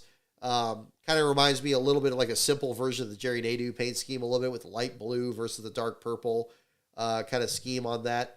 Not a lot of flourishes on there, but it's fine. And I like, again, doing the family connection, much like the Blaney one. It's harmless. It's not gonna. It's not a showstopper, but it doesn't have to be. I mean, that's what it is. But like a 6 on that one. Noah Gragson running Jimmy Johnson's, one of his many patriotic paint schemes, doing a little bit of a double take, seeing the Petty 42 on there. Obviously, I know there's been a lot of different thoughts about Jimmy Johnson and the involvement in the number, the effort there at the Petty GMS effort, or what's now the Legacy Motor Club. I like that they showed some restraint and didn't put the black bars on the A post and C post, something they should have done with the Richard Petty throwback for Eric Jones. I don't get why this was okay here, but they couldn't find the restraint to not have some ugly black bar on the side of the Petty car for the Eric Jones thing. The Eric Jones one would be absolutely gorgeous if they just let that continue over the bars. Like that's, this one's not bad. This helps it. I think especially for May and the 600 coming up, and, the times that Johnson's dominated it, it's so hard for me to think of that as a past period. It's pretty good. I'm going to say 7 on this. It's going to take a lot for it to get into 8 to 10 on my book here. But this isn't bad. It's the different number. It's a team he's invested in. They didn't do the ugly black thing on the side. Those are points in its favor. That makes a 7, almost an 8. Almost. Here, okay. Now we got the black bar, but they made it almost look like a convertible because they made the A post. The A post is a blue bar, and the B post is a blue bar. So you almost have the sensation of it being like a convertible car. That's pretty cool. I like the Plymouth by Petty logo integrated into the Allegiant GMS scheme. I like kind of the gray details here to kind of simulate a bumper. If they made that kind of chrome or maybe like a dull silver, like it looks just gray here, but if it's like a silver, like a muted tarnish color, it looks like you also got on the frame rail here on the windshield. That's pretty cool. I like that. It's kind of like it's like Richard Petty's, like, some of the convertibles he ran early in his career. That's pretty cool. If you got to do that ugly black roof thing, at least have it be purposeful. And again, it makes me wish they would fix the 92 one for Wilkesboro. I'm mad about that. It looks so ugly with that because it's almost perfect. The other thing is that stripes should continue behind the number. I don't know if NASCAR required that they had this, they filled it in with that dark purple there. It just doesn't look right.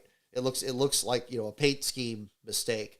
But this one here, this is not bad. This is like for being simple and with these nice little details here, the Plymouth by Petty thing, and kind of a little bit of the convertible roof thing. Although I guess if we're doing the Plymouth by Petty thing, it's almost like, I guess, late 60s kind of thing, kind of more than, I was thinking like 50s, but 60s would be more like when they still had the Petty Blue scheme there. So it's like a 7 or an 8. It's close. It's another one, much like the 42, that's close to an 8.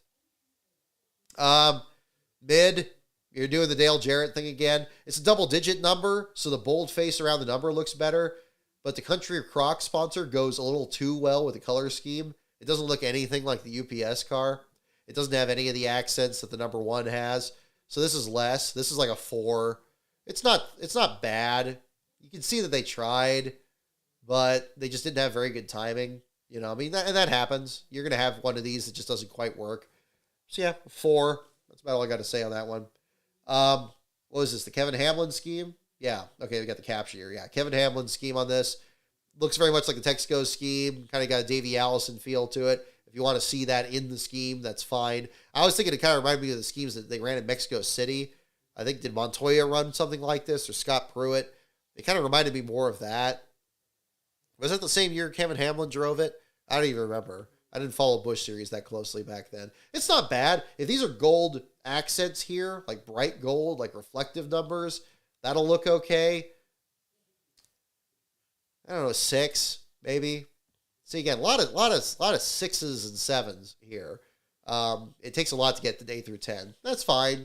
And I kind of like the purple one he had with the kind of weird number font a couple years ago. I kind of like that one better. This is kind of cool. Ty Gibbs doing the Washington Redskins Pro Football Hall of Fame scheme there. I like that they had the accents around the headlights, the racing stripes. You just don't see racing stripes as much anymore. That's what the Petty one looks so good. That's fine. Shriners Hospital, that's cool. We actually do some work with them at my day job, so that's pretty cool to see. It's not bad. I mean, this is kind of one of those things where the details of the current car kind of screw up a scheme, where you got these big, ugly black grills, and you don't have this nice, smooth, rounded nose like you have with the old original version. But it's fine. And again, the rocker panels, if these were yellow like this, that would be nice. Although it would make the number maybe look a little too small. But the number is kind of small in the original. So it's fine. 7. It's a 7. It's not one of the first schemes I think of. It's almost a 6. 6, between a 6 and a 7. It's okay. 10.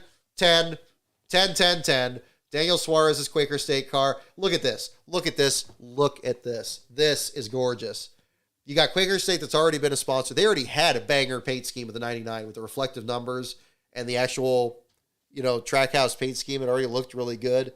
But yeah, that's already pretty good paint scheme. This one here is absolutely gorgeous. You got the upside down 6s to make the 99. It's the same font as the 26.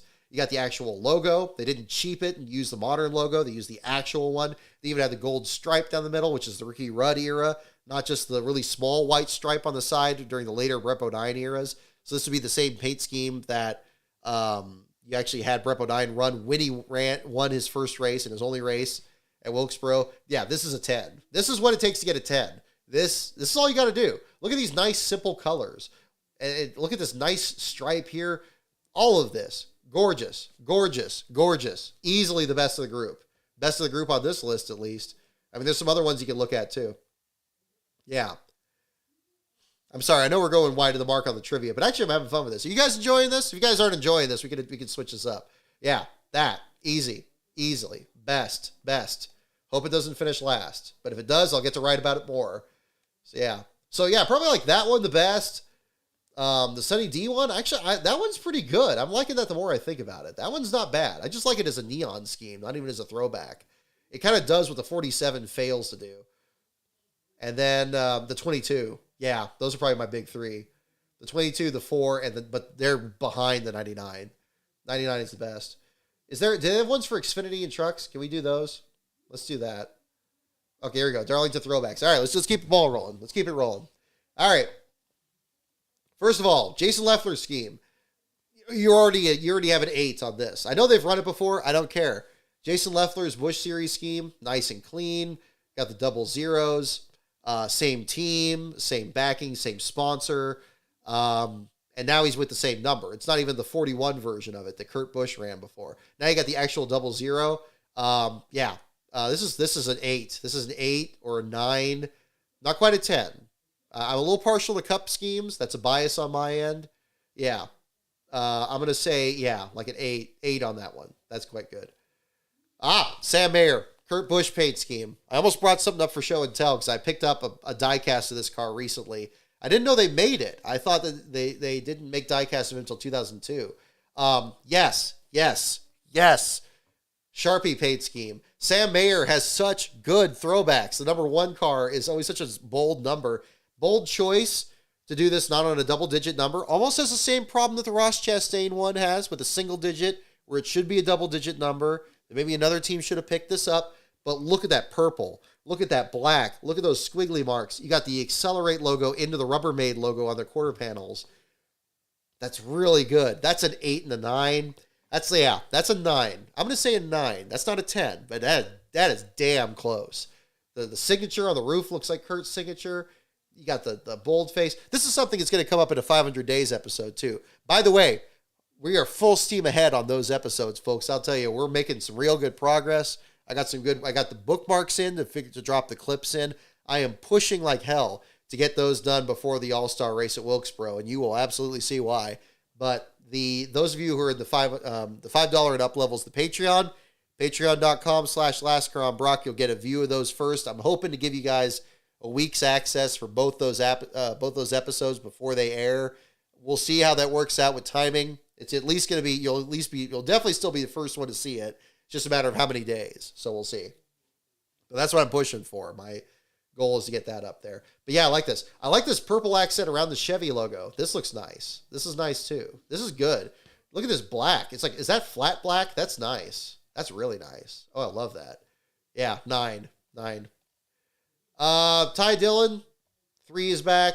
Ferris Mowers scheme. Their first race to sponsor in 2003, the caption says. That doesn't ring a bell. It's okay. It's fine. I mean, the 3 is always going to have a throwback feel to it, no matter what scheme it is. If you're going to do a white scheme, though, I mean, Jeffrey Earnhardt's Forever Lawn scheme was way better than this, but that's because it was black and green, and it ran at Talladega. This is like a 5, maybe a 6. Maybe a 6, yeah. 5, maybe a 6. You're saying 4, yeah. I'll say 5. Yeah, that's a 5. That's about all I got to say. This is interesting. This kind of reminds me of the 92 scheme that the DGM ran a while back, where it was it looked like an old beat-up car. It had a hand-painted number. I kind of like the number font. It's a little goofy. The colors are kind of drab. I kind of like that they got the impression of the old Brandt logo, so you can kind of see what it refers back to. That's kind of neat. The gray I'm not sold on. The orange is nice, but it's a little muted. The problem is the Brandt scheme is usually really nice and dazzling. This is fine. This is a 6, at least. It's not patently offensive. And it's not lame, kind of like the 3 is. It's not that. I like the different number styles. I'm very picky about that. 6. I can't give that a 7. I'm sorry. I can't give that a 7. It's too dull. 6. 10.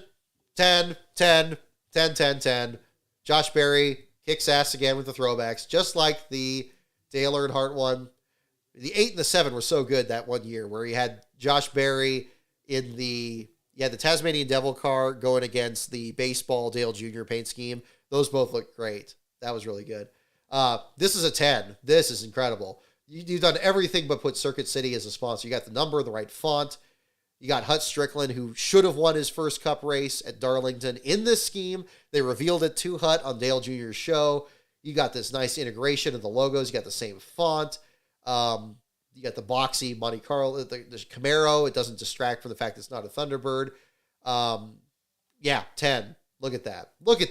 And we didn't quite get this with Shane Lee's team. We were supposed to get this the year we went there. Look at this. You got that nice 90s grid pattern here. Yeah, 10. That's right up there. I like Suarez's better if I had to pick one. This is right up there. This is the best I've seen the Xfinity ones in this list so far. This one, I like this one. I like this one. I'm usually not a big fan of the faux backs, the ones where you just have the old logo and or it's like designed like on a truck or something like that. The cool thing with this, and I pointed it out when they first announced it, it looks like Joe Fresson's car.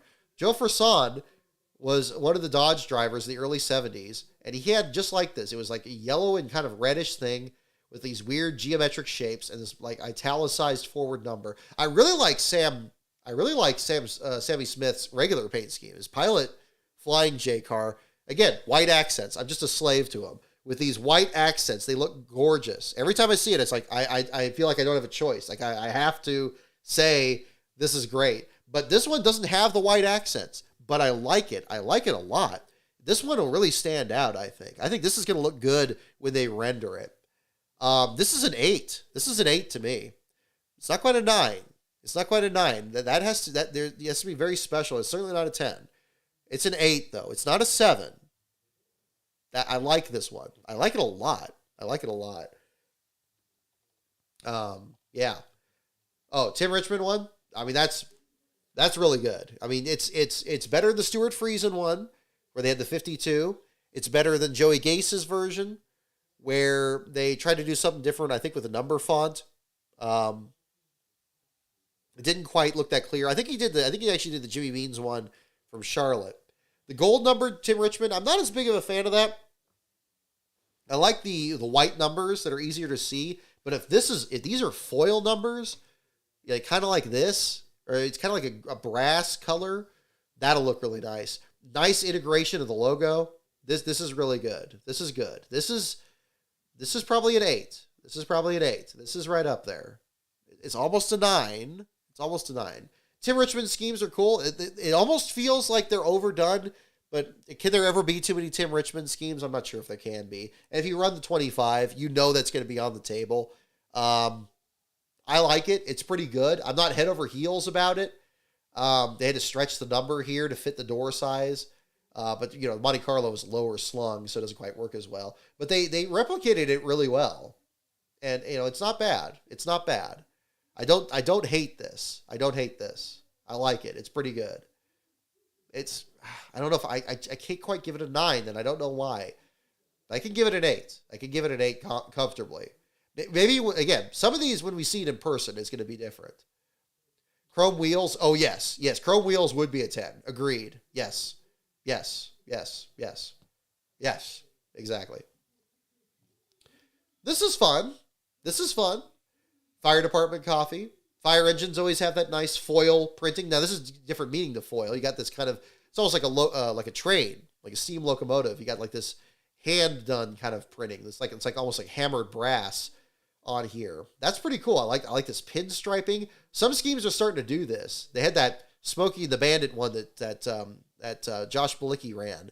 And I always wish they made a diecast to that because this pinstriping is nice. Look at these little flourishes here. And it says engine number on here. This is nice. It may not be a throwback to anything specifically. It's just kind of old Americana, but that's fine. Kind of like the 18, but even more so because this is more recognizable with like a fire engine design. That's nice. That's an 8. That's an 8. I like it. These little things, they didn't have to do this. They could have just made it red and just made this yellow and called it done. But this is nice. I love this. I love this little trim. Look at that trim. Look, it even bumps up over the actual jack stand thing. That looks really nice. Oh, and you got the diamond plate on the back. Oh yeah, way more logical use of it than the M&M scheme that Kyle Busch had in 2008. This actually makes sense. You could have even put it down here, but it actually, if you did, it would distract it for the trim. So it's good that they didn't. Yeah, 8 on that one. Ooh, that's nice. Oh, man, Alpha Prime stepped up their game big time. They've always had really good throwbacks. This year's, they have all these Earnhardt and Harvick themed ones. Really nice. The inverted one, I still think the primary one with the black with the silver accents like Chris Wright ran is better. This is still really nice. This is another one that is going to look really nice in person. I think these silver accents, if that's shiny, man, that's good. That's an 8 for sure. Maybe a 9. Yeah, maybe a 9. It's right up there. You got the replication of the logo. Keen Parts did a good job with that. I mean, or the is this a Ryan Daly one? I don't even remember. This is really good. This is really good. Yeah, the italicized number. They even did the 25 years scheme thing on the hood. They put it with the 43, the driver's name. That's pretty cool. Yeah, that's nice. That'll look nice. I'm gonna give it an 8. That's an 8 one. I like this one. I know Austin Dillon ran this before, but now and we've seen a couple of these, and I know we're waiting for that paint scheme very soon because that one has this too with these fenders. I like that they're thinking outside the box on this and add this little detail. They didn't just brick this over and kind of just, commit to the lines of the actual car. You have this little pinstriping again, kind of like that, but now with like some blocking here. You have the actual sponsor. You have the actual CRC sponsor. We're not integrating the ethanol E85 like Dillon's version did. You got the foil numbers. I've seen the render. I've seen the version of this in the shop. It looks really nice. This is good. This is a 9. This right here is a 9. Yes. You got the old Childress logo here. They look at that. They replicated the different versions. The Childress logo. You got that one here. You got this one here, the Talladega version. That looks nice. That's a 9. The actual sponsor. I mean, we saw CRC come back briefly with the Hillman team, but now we're seeing it on this one. This is nice. This is very nice. This one is good. This is good. Again, the Wheaties scheme and the Goodrich. The integration is nice. You got Jeffrey Earnhardt driving it. The blue stripes, they maintained that on here. That's pretty cool. This is a 7. This is a 7. This is not a bad scheme. It's a nice color. This color may really pop in person. I like orange. I like bright orange, like an orangish. I think it's orange, or is that a reddish orange? It's nice. I think I almost like this one better than the 43, but I don't like it as much as this one. I like the 44 better. 44 is the best. I've always been partial to the 44 as a number. I think it always just shows well on a car. It always looks like a bridge, or it looks. I mean, the Buckshot Jones number is my favorite example. Yeah, this is a 7. I mean, he's got an Earnhardt in it, so that's cool. It's got the Burger King and the Wheaties logos replicated. They did a lot of effort to kind of integrate. Maybe an 8. It's a 7.5. It's very close to an 8. Yeah, nice way they replicated the Wheaties. That'll look good on track. Some of these votes may change. This is nice. This is very nice. Not only is it Jeff Bodine's paint scheme, and you got the 5, you got the Jim Fitzgerald version with the 51, so it actually looks like a different throwback than what it was intended to be. Jeremy Clements has always had good throwbacks. He did the Rowdy Burns one a couple years ago. We got on the rear deck lid for that one. This is nice. This is an 8. This is certainly an 8. It's probably almost a 9 for having the added bonus of the 51. Yeah, I'm gonna say 9. Yeah, 9 because it's a double throwback. I love this Levi Garrett font that they kept for First Pacific funding. I like that they kept it at an angle on the hood. I like that they kept the Hendrick star on the side, the All-Star Racing logo. The colors are right. The pattern is right. The numbers font is right. The other sponsors don't interfere. It has Jeff Bodine's name on the roof. I'm having a hard time finding fault with this one. That's a 9. I don't know if it's not quite a 10 for me, but it's a 9. It's a very good 9. It's a high 9. It's a high 9. 10, 10, 10, 10, 10, 10, 10. About freaking time we get the Herbie car on the track. Now, technically, this is supposed to be off-white so that the number in the circle stands out because the number is white. This is like an eggshell white. But we don't know how it's going to look in real life. This is so good, though. This is better than the Herbie fully loaded schemes that did in 2005 with Jarrett and Scott Riggs. Because you got the actual number. You made it nice and big. You got the racing stripes here. You got this nice, the font almost seems to fit. I mean, even though you don't think of Herbie having sponsors on the car, you got the big fender decals. That's really nice. That's really cool. That looks so good. They have to make either die-cast or shirts of this. You got Matt Mills' name integrated into the Love Bug logo on the frame rail, on the roof rail. Look at that. Look at that. That's definitely the first 10 of this group. The Ford thing is nice. It integrates with this. That's fine. I think any of the manufacturers would look good with this. Probably better than Toyota because there would have been too much black on the front. The Ford looks good. Good job. Good job. Good job. Yes. Yes. Yeah, the number circle, the main paint. Okay, yeah. It looks like it. It looks like it stands out. On my computer, it looks pretty close. I think they brightened this picture in the corner, the reference picture up a bit. It should be a little bit clearer, but not too dark. It can't be too dark. I mean, you kind of see it in the Lindsay Lohan picture here. See, it's kind of like an eggshell color. So the white in the circle stands out. If they nail that, yeah, oh yeah, best in show for the Xfinity side, and potentially on overall with the Quaker State win on the Cup one. Good scheme for Eric McClure. This is not the scheme I thought they were going to do. They proposed the 2012 one as well as they had the other one that looked like that also looked like Horace Long's Volkswagen Bug with the orange and the yellow with the purple stripe. This one's not bad. It's subtle. It's almost too subtle. It's not bad though. And again, Eric McClure, anytime he gets any attention, God rest his soul. It's good to see him mentioned in this. That's good. It's solid. It's solid. This is a 7. This is a 6 to 7, right around there. Yeah, maybe an 8. Yeah, 7. I'm gonna say 7. I would say 7. 7. It doesn't feel right to give it a 6. It's at least a 7. If it was the same number, obviously that wasn't gonna be possible here. But if it were the same number, that would have been an 8 for sure. It's a little too different. I like that they integrated the logo. I like this. This is nice. That's not unnoticed. The blackout versus the fuel your beard thing, that's nice. That's very, they took the effort. They took the effort. I like that the sponsors get in on board on here and they don't get too precious about, oh, it's got to look like this. That's a 7. That's a 7. Oh, that's it. Okay. All right. Let's on to trucks. Let's finish this up.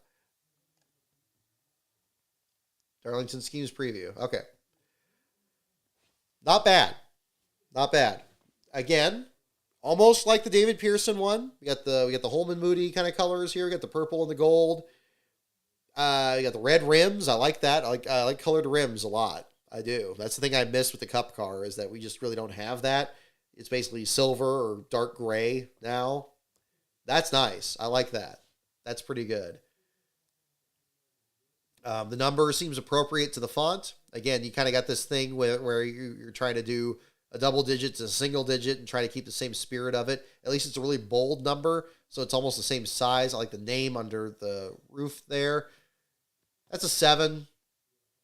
Yeah, that's a 7. That's not bad. Yeah, even this is nice. Oh, I like, yeah, see, they integrated the sponsor well. Yeah, that's a 7. I don't want to be too mean on that one. I like this fender accent here too. I don't know if that's just the render or if they added that on, but it looks nice. The Red Horse Racing trucks. This one's not bad. I mean, Herman Quiroga's truck, it's a little more recent. It's hard to think of 2013 as a throwback to anything. I like what they're doing at Tricon overall. I'll probably grade all of these here. The whole Red Horse Racing thing, I think, is a great idea. That definitely makes it at least a 6, maybe a 7. This one, of course, is, using a different number that they didn't run. I mean, they didn't have access to the 77, but it's cool. I like what they're going for. I like the whole thing of this because Red Horse Racing really, I think they're a bit forgotten for how good they were with guys like Todd Bodine and Timothy Peters, and the great runs they had. That's cool. I think altogether, it's the closest we've had to the people doing all the JD Stacy paint schemes. That's going to look really nice. I think that's going to look great on the track. 7. And I'll probably give all of these a 7. If I forget and I say a different number of the others, it'd probably be because it has individual significance. But I'll probably give all of them a 7. This one here, you got an actual scheme, different truck number, 7, same thing. I like it. I like that they're doing it. Timothy Peters, we saw him try to run some races last year for Rackley War. It didn't work out. He had some of his best runs in that truck. It was a good piece. That looks nice. I think it looks nice on the new truck. I like the ground effects. I like the Toyota. I like the modern Toyota, even though it's got this huge, huge, huge grill on the front. I think it looks pretty cool. I like that the numbers can get on these little ports down here. The old Tundra is nice. It's not bad, but I kind of like this. I like this building block Lego looking thing here. So yeah, 7. Same thing here, 7. Tabo 9's version. You got the black front end, the white body. That looks cool. Again, all these together are going to look really cool. All those together will probably be enough to bump it to an 8. But it's cool to think of Truck Series throwbacks, and it's to the Truck Series itself. So yeah, same thing. Ooh, these are nice. Oh, we got a couple really good ones coming up. I love this one. Very unique. The stenciled numbers, I'm a big fan of that. I like that. Herschel McGriff, usually think of him in the 04 car. But now we got what is the transnational race, his globe trotting race here. Just showing how far back in the sport he goes. And a nice tie-in, especially since this race is going to be on Mother's Day weekend. You got this rose pattern that was actually on the original car. That's pretty cool. I would have liked it if they add some of these like chrome accents to it. That would have really finished the look. That probably is enough to keep it at just an 8 instead of a 9. I like it's got Herschel's name on it. It's nice, and it's a distinctive color that you don't see that often. So that's an 8. It's not quite a 9. It's damn close. Man, oh man.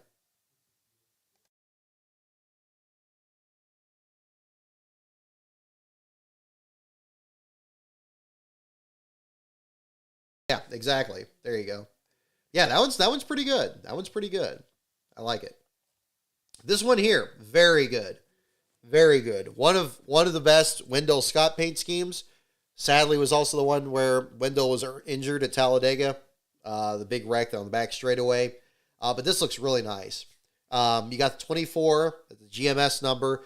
Raj's of course been sponsored by the Wendell Scott Foundation. So I'm glad they didn't miss an opportunity to run one of his paint schemes. We've seen the 34 run before when Bubba Wallace was running it.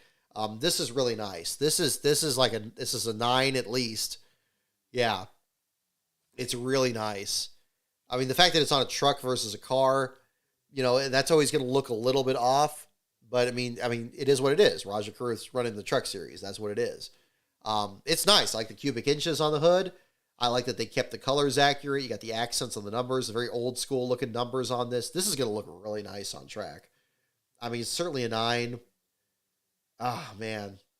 I almost a 10. It's almost a 10. It's really close. The only way I'd like it is, if it was a 34. If it was a 34, it would be a full-on 10 easy. But obviously they can't do that. They got to run their number. But it's not. It's really nice. That's a 9. That's a 9 for sure. This is pretty cool. Ryan Vargas, and I always remember this scheme with Brian Refner, I think ran it. But Sean Woodside, get a Winston West driver represented here and replicating the logos. I love this kind of curly Q number. Boy. And again, I like the nose of the Toyota there. That looks nice. Vargas did very well at Texas. Hopefully he'll have a good run in this truck here. It kind of matches kind of this distinctive nose that the Ford had.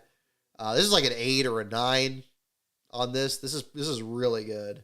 This is really good. I think this will look better in person. The white on white.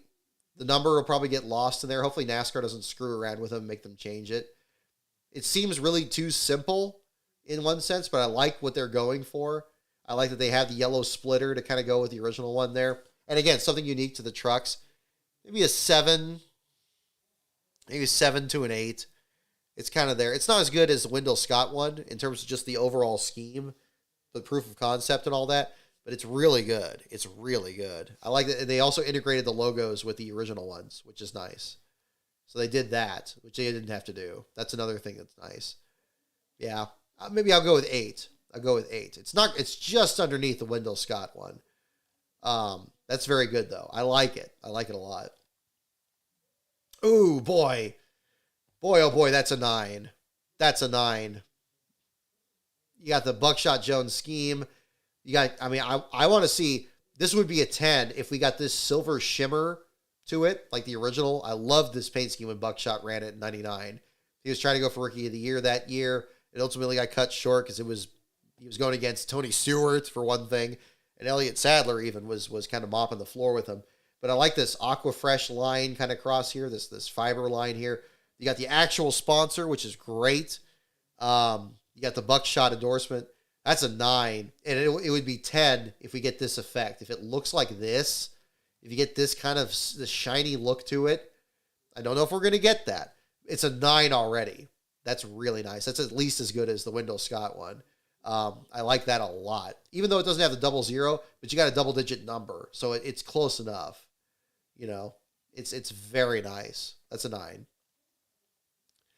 Okay, petty schemes. I know people think these are overdone. This at least gets a 7 in my book. I love the Rocket Red. I like the integration of the logo, the racetostopsuicide.com logo. Everything's kind of brought in here. We don't have the STP logos, so we're not up to a 9. We're not there yet. We don't have the actual sponsors like this. So we're in the 7 to 8 range here. We've seen this a lot. We've seen it on a lot of cars. We don't see it on a lot of trucks. I don't like this as much as the one that Thad Moffitt ran at Daytona. I like that one better. The 72 scheme that they use it constantly, but that's fine. When you run the 43 and you're running the petty number, you're going to have to run a petty scheme. I mean, it's just unavoidable. But you got a lot of options. I would have been fine with the Thad Moffitt scheme again. This is a 7 to an 8. It's a 7 to an 8. It's done a lot. It's not done a lot on a truck, so that's different. You could have done a Jimmy Hensley throwback. That would have been really cool. That would have been nice. With the Cummins logos. I would have preferred that. It would have been interesting to see because the numbers on the doors are much bigger than when Hensley ran it. They were kind of smaller. But yeah, I would have liked a Hensley throwback. But this is fine. This is fine. This is acceptable. It's not bad. It's not offensive.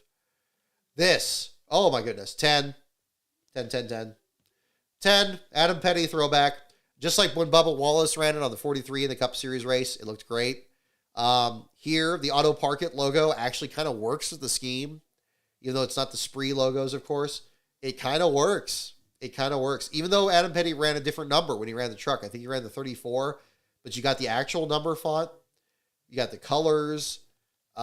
Very vibrant. Very nice. Very, very nice. I like it. 10. 10 on that one. Yep. Yeah. This is quite good. This was surprising. The Ted Musgrave throwback. You got the chicken wire on here. You got the barbed wire on here.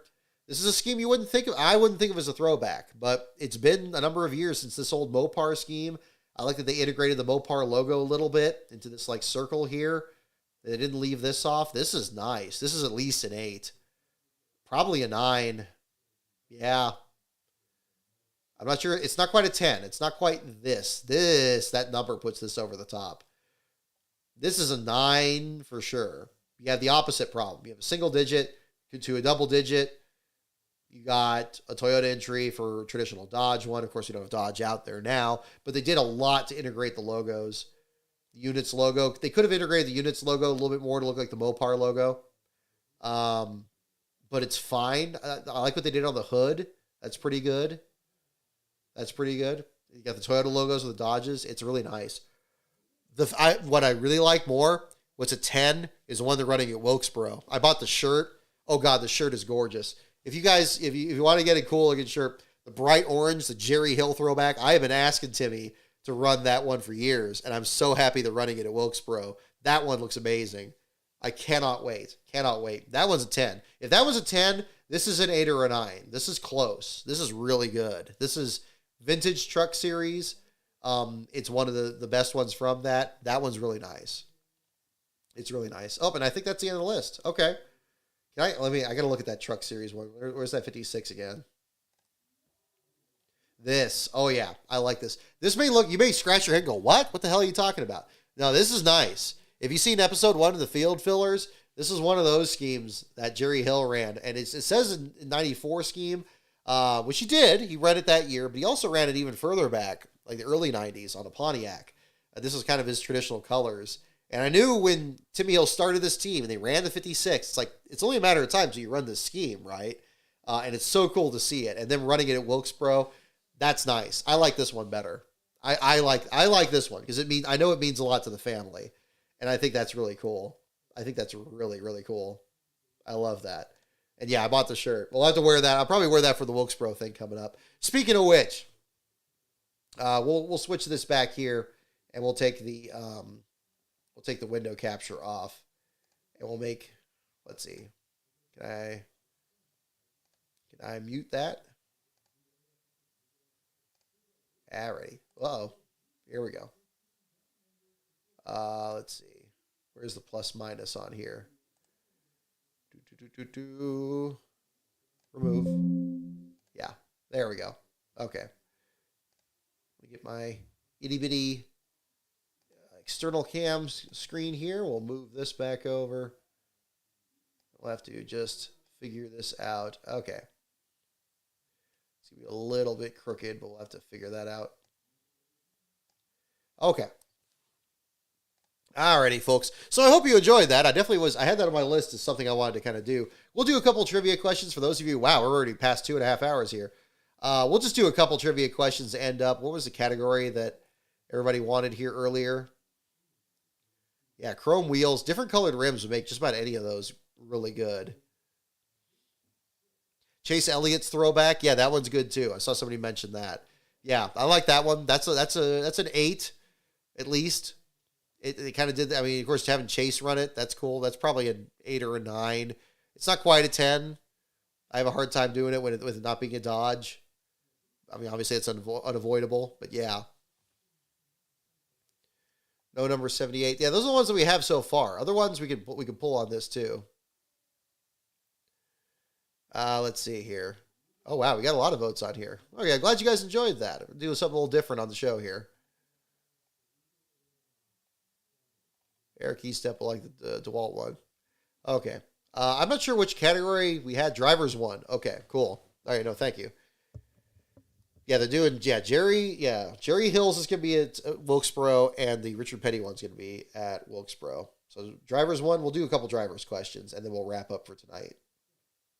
Thank you for sticking in. We could, even after 2.5 hours, or just about 2.5 hours, we got 60 people in here. Thank you so much for tuning in. Hope you guys are enjoying it for sure. All right, first question, folks. What is Jeff Gordon's middle name? Don't look it up. What is Jeff Gordon's middle name is the question. That is the question. What is the answer? What is Jeff Gordon's middle name?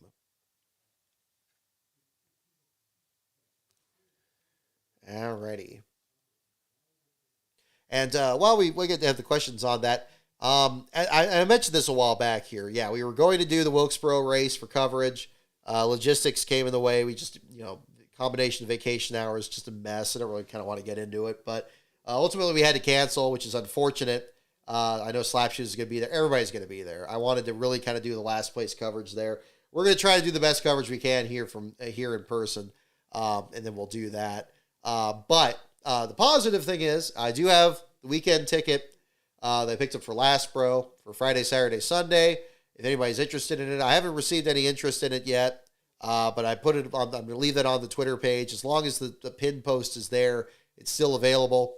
So if anybody's interested in that, definitely look at it. I don't want it to go to waste. So hopefully somebody picks it up. And it's in section GG, which is in turns 1 and 2. So it's a good seat. It's just one though. It's not a parking pass. But yeah, if whoever wins that, I'll make sure it gets out. Certified mail, make sure it gets into the person's hands. I don't want that getting lost. But I'm definitely interested in selling it. So if anybody's interested in that, at LastCarOnBrock on Twitter, my pinned tweet on that has further details on that. Listen to you on the treadmill. Oh, right on. There you go. Oh, looks like everybody's guessing Michael for the middle name. What is Jeff Gordon's middle name? Why do you guess Michael? The answer is indeed Michael. Michael is the correct answer. Ethan92 will be attending this year's Indy 500. Unfortunately, no. We had something planned with that too, and that also fell through. It's yeah, we're looking into it, but we're looking into it. That's something else we're looking at there too. But we did have something in the works there. Unfortunately, didn't work out. But yeah, I'd love to. I'd love to. One of these days, I would absolutely love to do the Indy 500. That's a bucket list item for sure.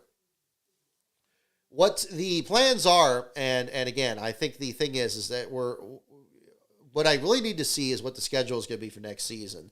Because what I would like to do, and again, this is very, very early on here, but I'll let you guys know. I'd like to do another road trip thing like we did back east and link together a couple of races. I think that's what I would really like to do.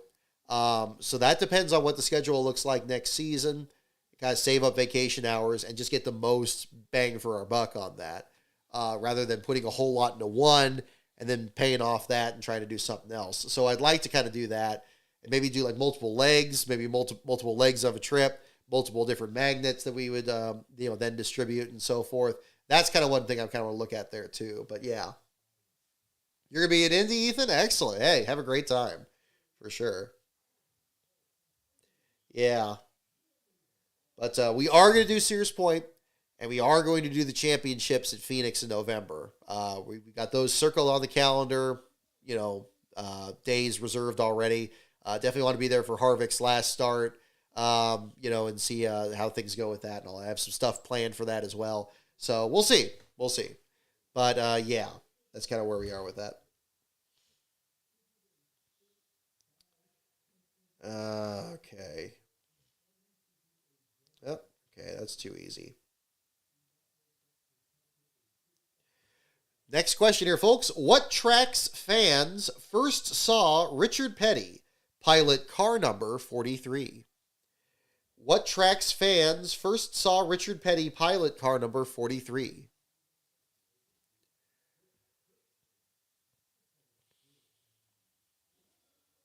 Yeah, late August. Yeah, September. Yeah, is it whenever they have the schedule? I mean, that's something we're looking at. We're looking at doing something big. I like to do something big next year, and that could mean any number of things. There's this year's just been a mess. This year's been a mess in terms of just stuff there. Thankfully, I mean things are okay. We're cool here. There's just been other stuff that's come up that we've just had to handle, and it's just not been a good time for us to spend a lot of time. Us meeting myself and Last Bro here to kind of spend an extended trip out, but we can still do. We did Fontana this year, and we're gonna do Sears Point. We're gonna do Phoenix at the very least. I'd like to add another one in there if we can. We looked into Kansas, didn't work out here for the spring. I liked doing Vegas last year. That was a lot of fun. Fall Kansas is another one that I think we'd look at, but we'll see. We'll see. What tracks fans first saw Richard Petty pilot car number 43? I got guesses for Franklin, Asheville, Weaverville, Daytona, Concord, Wilkesboro, Whoville Speedway. I'm Joe Blow County. Alrighty, here we go. What track fans first saw him run the 43? The answer is indeed Daytona. Daytona is the correct answer. Age Gale 1718. I think you were the first one on that. Daytona is the correct answer.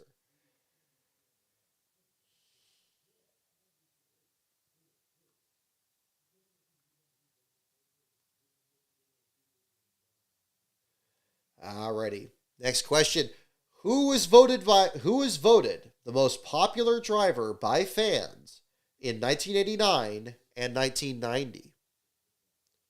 Who was voted the most popular driver by fans in 1989 and 1990? Yeah, it must have meant Cup, yeah.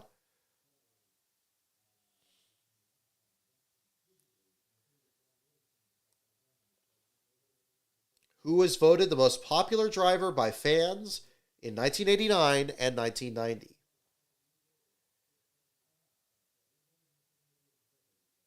All right, we got a couple for Darrell Waltrip. We got one for Bill Elliott. All right, well, you guys got it. It looks like you did indeed. In 1989 and 1990, it went to Darrell Waltrip, indeed. That is the correct answer. A lot of you got that. Charles Peterson Jr. Looks like you were the first one on that.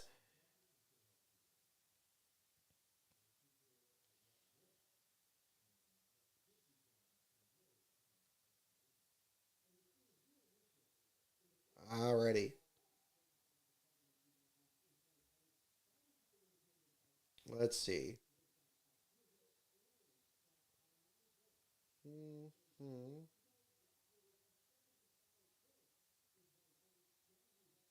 Here we go. Here's a fun one. This is a fun one to wrap up. We'll do one more question here, folks, and we'll wrap up for tonight. Last question for tonight, folks. What comic character does Dale Earnhardt become in a 1998 Chevrolet commercial? What comic character does Dale Earnhardt become in a 1998 Chevrolet commercial? There's a tricky one. There's a tricky one. What comic character does Dale Earnhardt become in a 1998 Chevrolet commercial?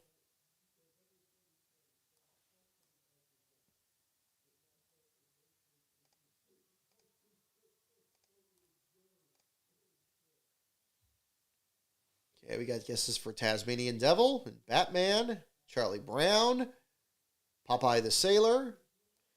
What comic character? It's kind of a weird way to phrase it because, yeah, it makes you... It's not quite clear, but maybe a result of the character limit here. What comic character does Dale Earnhardt become in a 1998 Chevrolet commercial?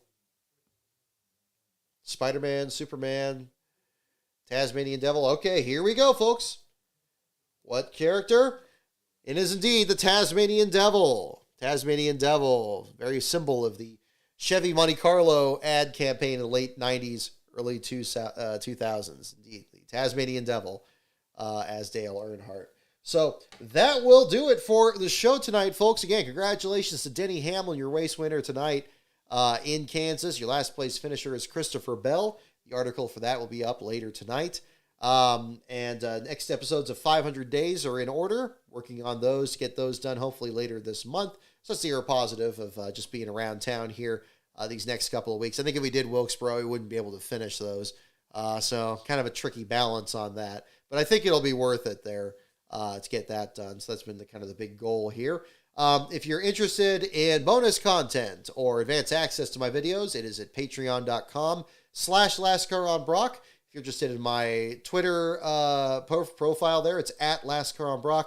And of course, the website is lastcar.info. Thank you so much, everyone, for tuning in tonight.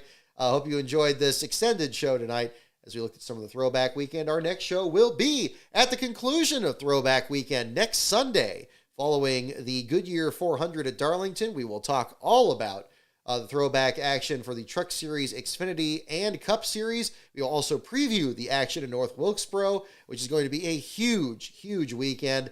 And we'll get that all covered there. So that'll be a good show. Make sure you tune in here about 15 minutes after the checkered flag at Darlington, and we'll break down all the action for you there. So thank you so much, everyone, for tuning in. Have a great week, everyone, and we'll see you all next time.